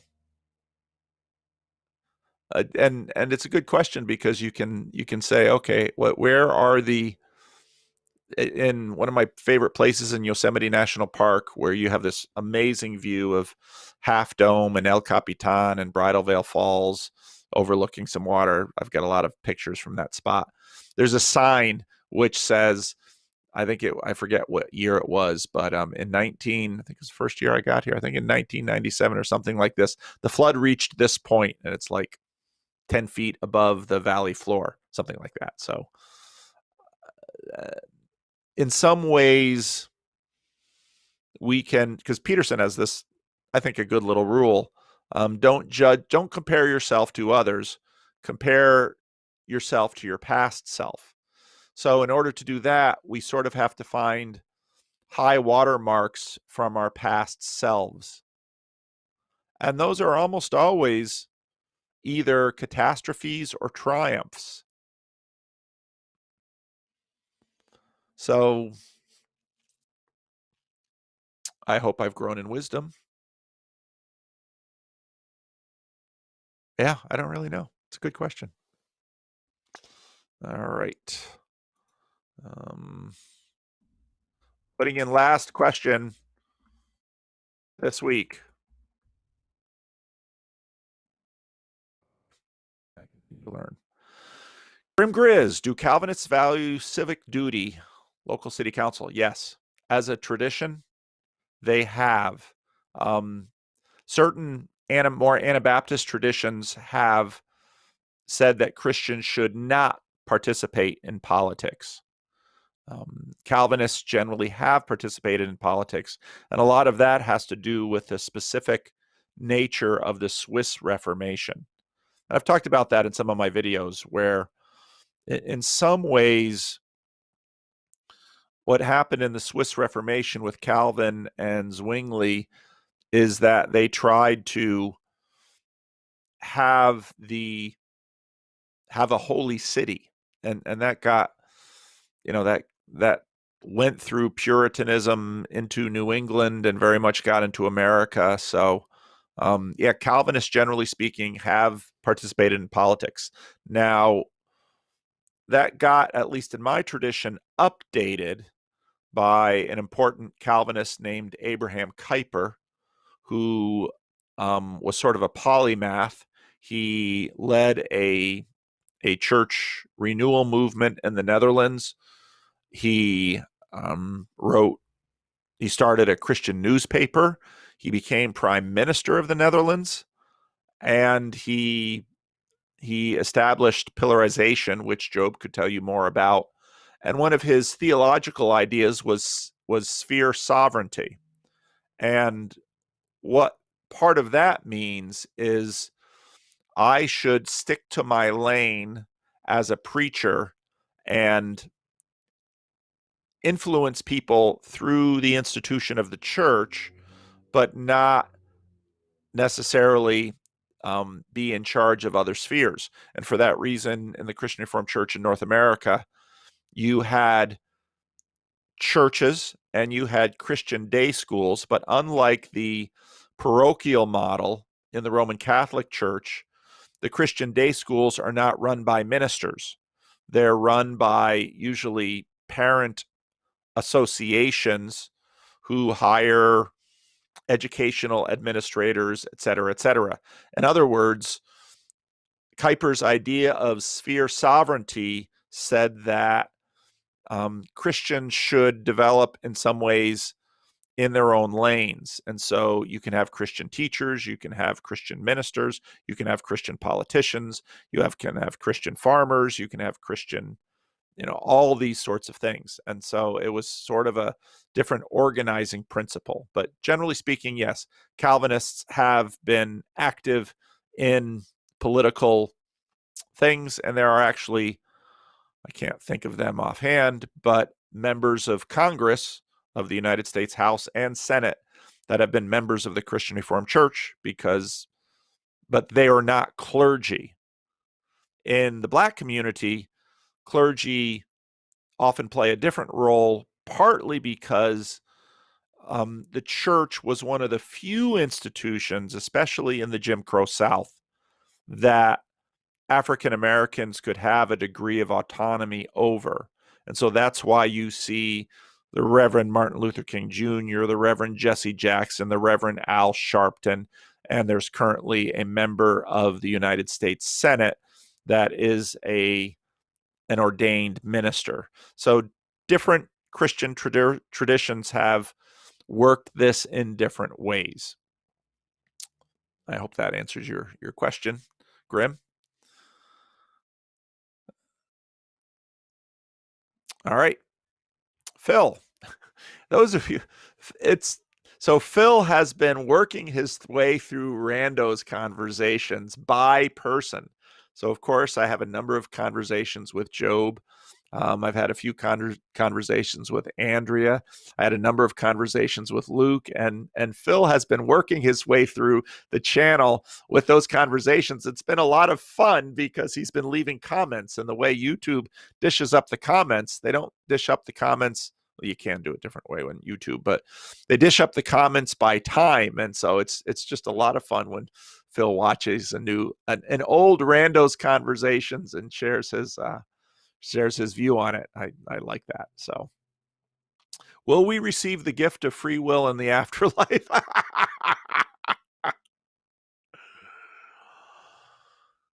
I think agency is the better way to talk about it. And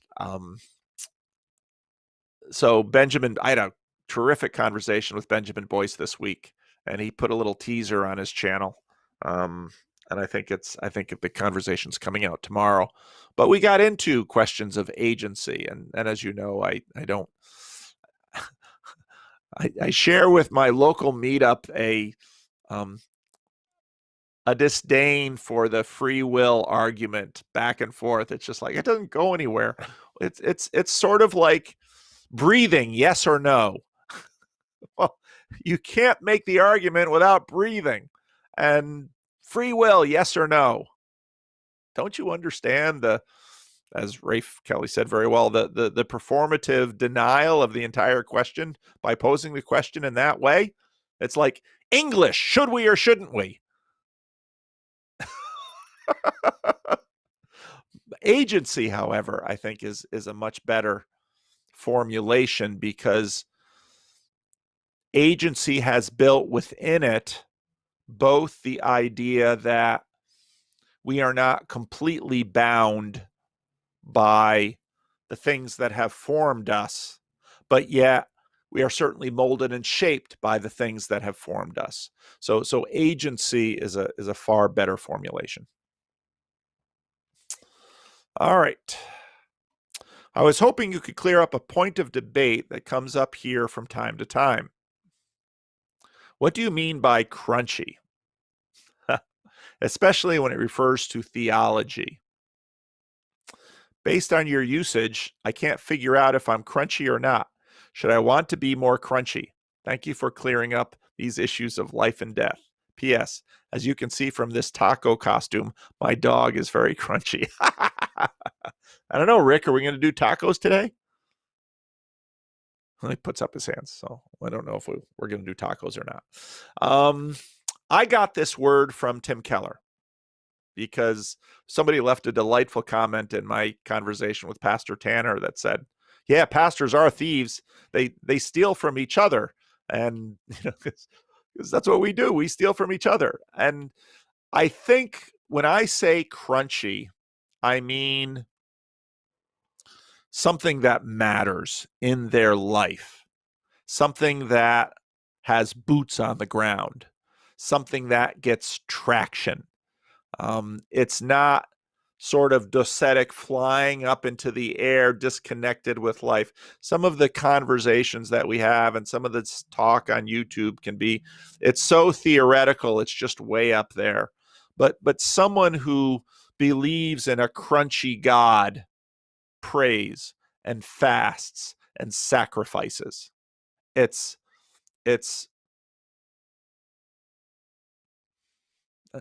what I mean by it. It's something that calls them to deny themselves, and it means something to them, and there are points that they won't give in on, and it's real in that sense. So that's what I mean by crunchy. Again, I heard Tim Keller use it, and I thought, well, that's cool. So I stole it from Tim Keller, and he probably stole it from someone else, because that's what preachers do. We are generous thieves. We rob from the rich and give to the poor. At least those who are word poor. All right. Feature bug. Hi, Paul. You had a wonderful discussion with Pastor Tanner about in real life versus online communities. I love that conversation. That was a good one. What do you see as the problems with online communities? Well, there are problems, but there are mostly limitations. And what are the possibilities for evolution of online communities? So this morning, a friend of mine, Bill Harris, who I know from CRC Voices, he's also on Twitter, he posted a Ross Douthat Substack, which if you want to see what I'm reading, you can always go to leadingchurch.com, because if I read something and I'm being diligent, I'll post it there, just for my own ability to keep it. Ross Douthat had a very interesting Substack where he talked about, was it physical privilege? I'm going to have to look it up. But it's a very interesting conversation about the pushback from the virtual community saying, hey, your physical reality is unjust and overpriced, basically. And the virtualization is a real benefit to a lot of people. And it was a really interesting argument. And when I read the article, I thought, I might make a video about this, because this is something worth thinking more of, and your question, gets on there. For example, I've seen suggestions such as in real life communities, you have people building real stuff, organizing events, etc. This is exactly what this Douthat article deals with, because he locates it in his question about decadence, in which they actively participate and produce tangible things, which is not the case with online communities. And I can anticipate your objection, which is that online communities also produce real things. If that weren't the case, why would business use email and Stack and all of these other things? So online communities can also gain by being oriented about deliberate, tangible projects such as goals. Your thoughts would be enlightening. I don't think we know anywhere near enough about the relationship between online and in the meat space. And I was playing with that. It was spelled it MEET, as well as MEAT, which is the original. We really don't know, because human beings are already the marriage of heaven and earth. We are the breath of God and the stuff of earth. So we already are virtual. And our virtuality makes online virtuality possible and powerful. Yet, and this is the but, so Ecclesiastes says there's nothing new under the sun. So Gnosticism is sort of virtuality without incarnation, carne, meat. This is in a lot of ways what we're just at the beginnings of exploring this. And again, I leverage a bias when I say, if someone told you could be deliriously happy and feel meaning and fulfillment, but they would give you a drug that would basically give you something like Lou Gehrig's disease, and you'd be locked into your body, but you could see and hear and interact in an online space, would you prefer that to the kind of active in real life we all do now? Which would you choose? Kind of a hard question, because you could see where people are making that choice all the time. If you are spending hours of your day, and many of us are, listening, interacting with YouTube videos, Discord servers, computer games, you're making an option for a virtual space. But we also know that there are other ways that in real life relationships are richer, fuller. Now, someone might say, but we're just at the beginning of this technology. Fair enough. True. But would you rather have a baby and raise a child, or just pop one out in Second Life online? You say, well, yeah, but that's a limitation of the interface and the technology and the AI. Fair enough. But you're you right here, right now. And you can get all eschatological about it and say, well, someday that will be indistinguishable from regular life. Okay, but you're here right now. So just kind of think back to Ivan's question. When I was in my 20s and 30s, well, especially my 20s, computers were new and the internet wasn't. In my 30s, the internet increasingly came to be. I've seen this massive change in my lifetime. And the difficulty that we have is it's very difficult to appreciate change while we're going through it. And it's only sort of looking back at these icons of previous moments. I want to do a video on data, narrative, and icon. I don't mean icon specifically in the religious sense, but icon in terms of our way to know and manipulate the world and participate in the world. We are already doing a lot online. And, for example, I Zoom with my mother and my sister and my brother-in-law every week. And that has changed our relationships with each other. I think it's enhanced it, but it also maybe, if all we could do is write letters, I might get on a plane more often and fly there. It's such hard stuff. Such hard stuff. So it's a good question. Paul, new here, found your stuff through Rafe's work. Cool. Can you expand on your point on community, specifically church community, and what it is? This is something I'm profoundly interested in, and I've seen and experienced this is something that the church doesn't do very well. The churches are like people. We don't do lots very well. And sometimes when we manage to do something well, that's why you praise God, because that's why we talk about agency instead of free will, because this is hard stuff to talk about. Churches tend to be just an event where you go to and more or less interact with no one or have a very superficial interactions with them. How is that fellowship? For most of you who are not professional clergy, you probably have no idea the extent to which issues like these are written about, debated, formulated, tried out all the time in churches. This criticism that especially what Protestant churches have done is boiled the church down to an event is something that churches in North America have been wrestling with for the last 30, 40, 50 years. It's a criticism that, believe me, pastors know. So, again, Rafe's conversation with Jonathan Peugeot was just outstanding. And Rafe begins it with this little commercial for his retreats. And this is on his family compound up in the Pacific Northwest. Of course, his father was a famous builder of natural materials.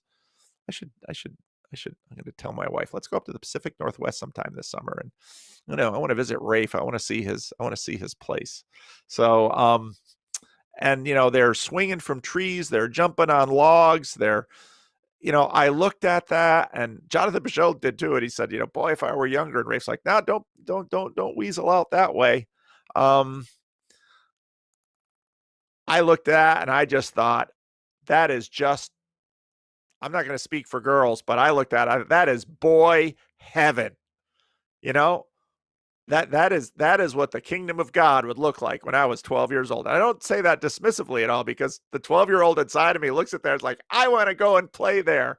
And I think Rafe is exactly right, that me now in my 50s and in the ways that I can't play now because I've not stewarded my body properly, Rafe is onto something. He's onto something really profound. And he's also, I think, in appreciation for his work, recognizing, so on one hand, the church has none of that. And I look at that and I think, boy, Rafe can teach the church a lot. At the same time, the church has a bunch of other things that it has developed. And so often I would compare and contrast, let's say, a church in Sacramento to a yoga studio in Sacramento, because I think in a lot of ways, or let's say a martial arts dojo, in a lot of ways, there are comparative institutions there. And I've had an opportunity to know people who have been quite involved in yoga and yoga studios. So I sort of watch, because Sunday morning is kind of prime time for yoga studios, just like Sunday morning is sort of prime time for churches. And I pay very close attention to how churches organize their business. And again, I talked a little bit with Benjamin Boyce about this, but my first 15 years here in Sacramento, I was very involved in church planting. And I have to really watch that term, because most of you have no idea what I'm talking about. That is the term we use in the church about how to start new churches, because it is my conviction that churches need to be starting new churches almost all the time. Because in the same way, human beings need to be having babies almost all the time. Not every individual can be having babies almost all the time. I'm not recommending that. But as a group, we need to be doing that, because church planting, starting new churches, is part of the renewal of the church. And so my interest in our local meetup is partly about learning about church plants, because in some ways, I got to be careful with this.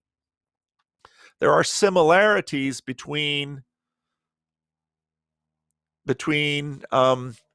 churches and meetups, just like there's similarities between churches and yoga studios and martial arts dojos. And also there's, and Rafe, very early on, I mean, his first contact with me, my first conversation with him, basically, and this is an astounding thing to realize as someone who, for the most part, grew up outside of churches, he very quickly began to understand the relationship between what he was doing and churches, and said, I have a lot to learn from them.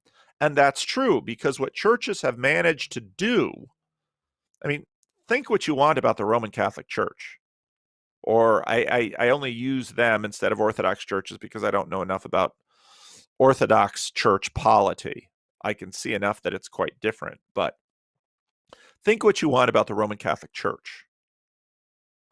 What they have done culturally in terms of keeping a massive institution alive and thriving over thousands of years and billions of people,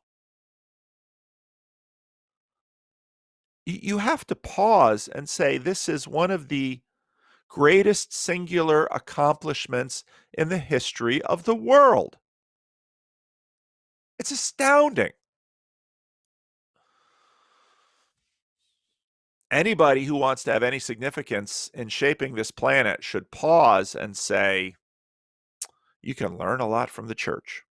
Now, Protestantism is this chaotic wing of, and I talked to Pastor Tanner about the invisible church, and that that gets into a whole lot of other things. But what we're doing in Protestant churches is we're always asking questions about now again about what the purpose is of the church and how we can get there. I have this really bad, when I listen to myself talk, I realize I have this really bad habit of interrupting myself and not finishing my thoughts, which leads all of you to just wonder, what on earth is this guy talking about? Why doesn't he finish his darn thought?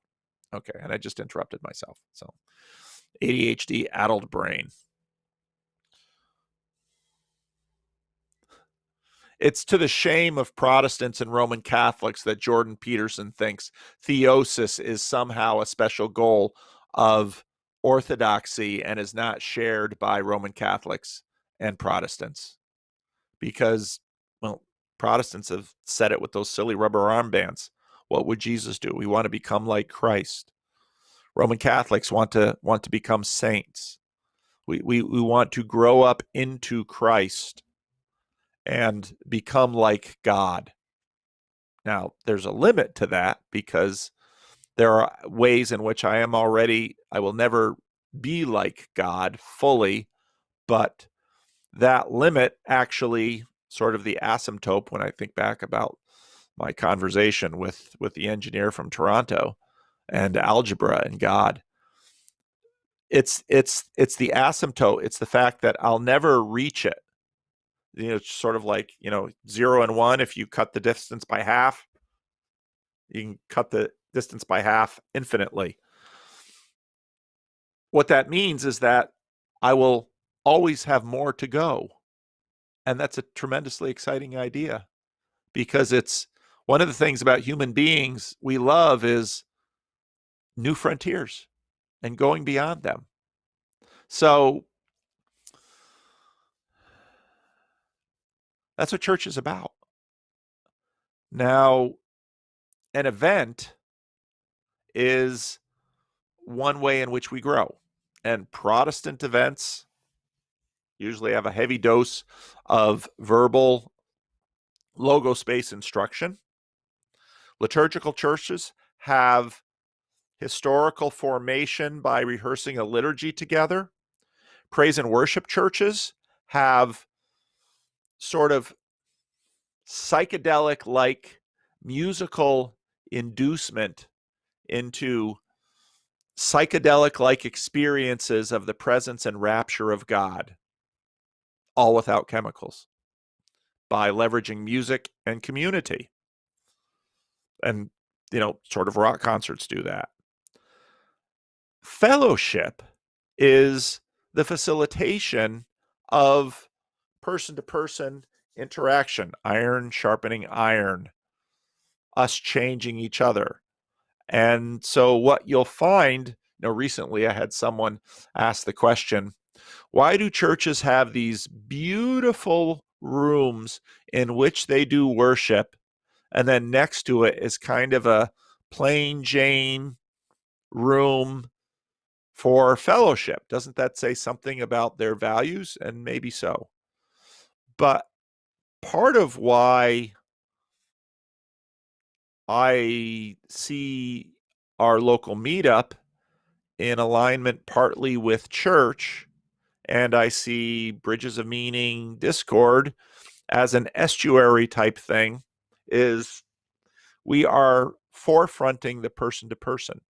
We're not doing much of any direct logos instruction. That's happening on YouTube. We're not doing any worship. Well, that's because we're not a church. That's what the church does. And I really like how Peugeot has been talking about that in terms of attention. You draw your attention to the highest thing that's above us, that forms you as a community. Prayer is fellowship with God. So, no, you're exactly right that there are some real weaknesses in terms of the worship service. But in church planting, we've been playing with these ideas a lot. So there was one of our church plants that began around 1999. The two pastors that were starting it said, so one of the fads in church planting at that point were cell churches, and that the entire church model was about in-house small group meetings. And I've had some people on my channel who are house churchers or home churchers, and that's been around a long time. The Christian church began in people's homes, so you had temple prayer and meeting together in the homes. You find that in the Acts 2 Pentecost honeymoon period. So churches have been playing around with this stuff. So they decided they wanted to do a church plant without a major worship service. And so they went about 2 years when they had small groups meeting in home. They'd have some worship in small groups. They had some music, they had some liturgy. They had some Bible study that was sort of the logos-based instruction. And they had meals together. They had fellowship. They had life on life. It was all very good. One of the things that they had to face, though, after about 2 years was so many of their people, many of whom had past experience in churches, said, okay, I've been involved in the church plant, and I was really excited to do that because I wanted to get in the ground floor and I wanted to have a say, yada, yada. But when are we going to really start church? And the two pastors just kind of put their heads in their hands, because for 2 years they had been emphasizing that you don't need an event to have a church service. We can do all those things here. But the vast majority of their people were dissatisfied because they also wanted to be together as a whole group, and to sing as one, and to do liturgy as one, and to direct their attention to the one thing above all of them. And so what that means is you need all of the elements, but it's always difficult for us to get them all aligned and working properly together. And so often when churches get to be just the one event that points us towards our God, well, you need that. But if there's no fellowship, if there's no sharing of resources, life on life, accountability, and one of the things that I think Rafe's work and even yoga studios shows, or martial arts shows, that in the West, the way church has evolved is a little bit truncated. And you can see elements in Christian history where liturgy and worship are quite a bit more physical than they are now. So we're in the church, we're always working on our stuff and trying to get the balance right, but we don't even know we're doing it often. So yeah.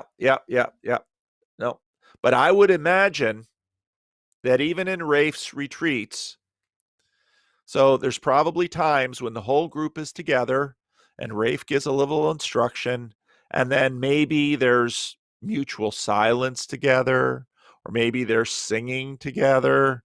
And so what you're doing is sort of having a facsimile of the one group. And then at some point after he's hosted, let's say 5 or 6 or 8 or 10 retreats, well, then he decides, well, we're going to have a convention of everyone who's been on the retreats, and we're all going to get together.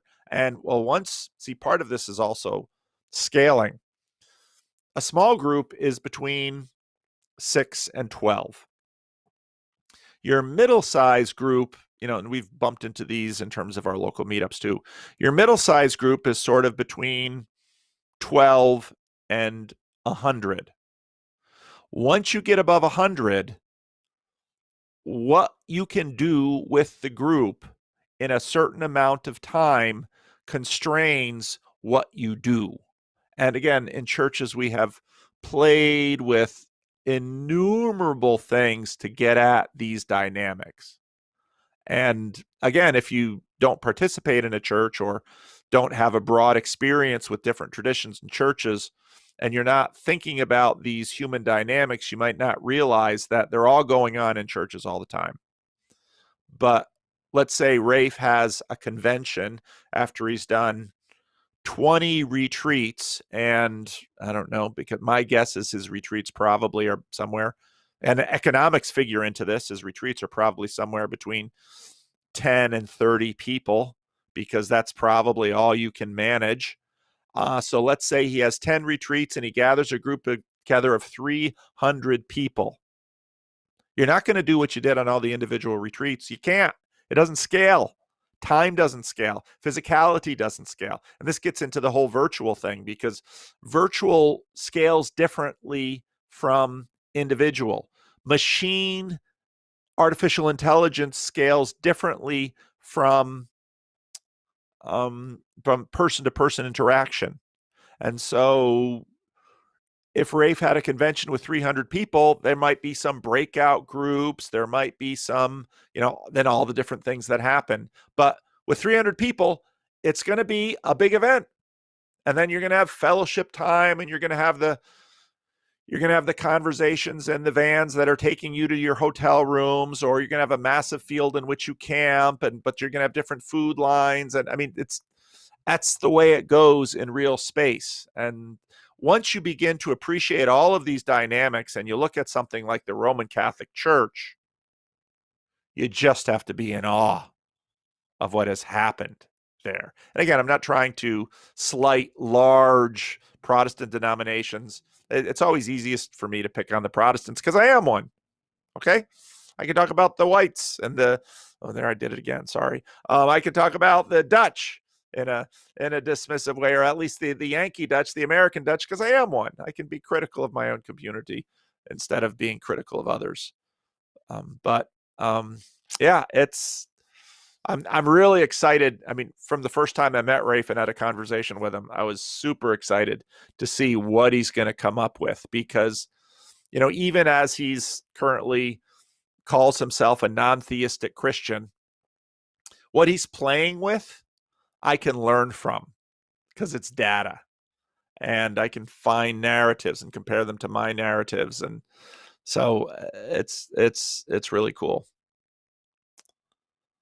Well, one question, a couple of questions after it. Hi, Paul. I wanted to make a brief question to put some perhaps details about whatever the iconoclasts wanted to do with the Swiss Reformation. I do think that whenever you talk about Zurich, you can see in the distance the Alps. The mountains are beautiful, especially in the evenings.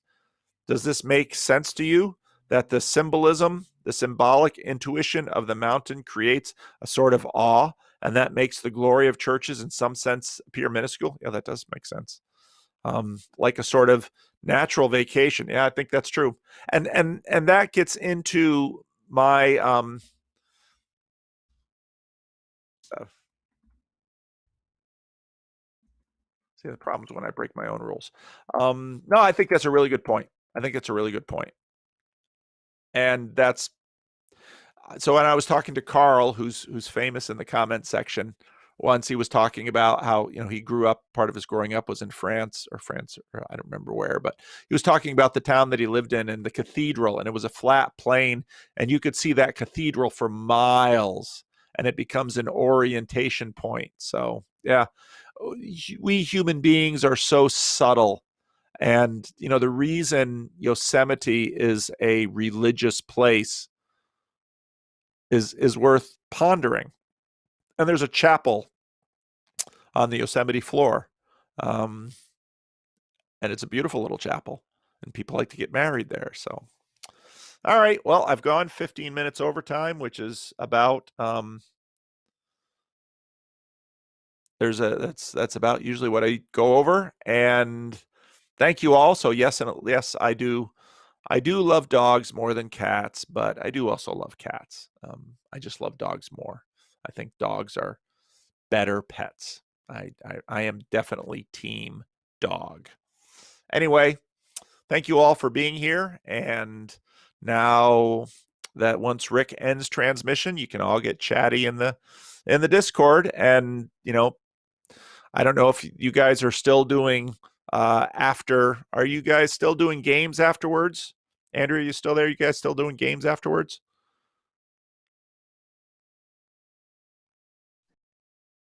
She unmuted, but I don't hear her. Sorry, I'm a little bit delayed in hearing you. Yeah, it depends on Ginger Bill, because he's the Okay. one who has the games code. So Okay. I'll have All to right. be in touch with him. So there's lots of places on the Discord server to meet other people and check your ideas and figure out what crunchy means and do all of that. So, all right, Rick, you can end transmission.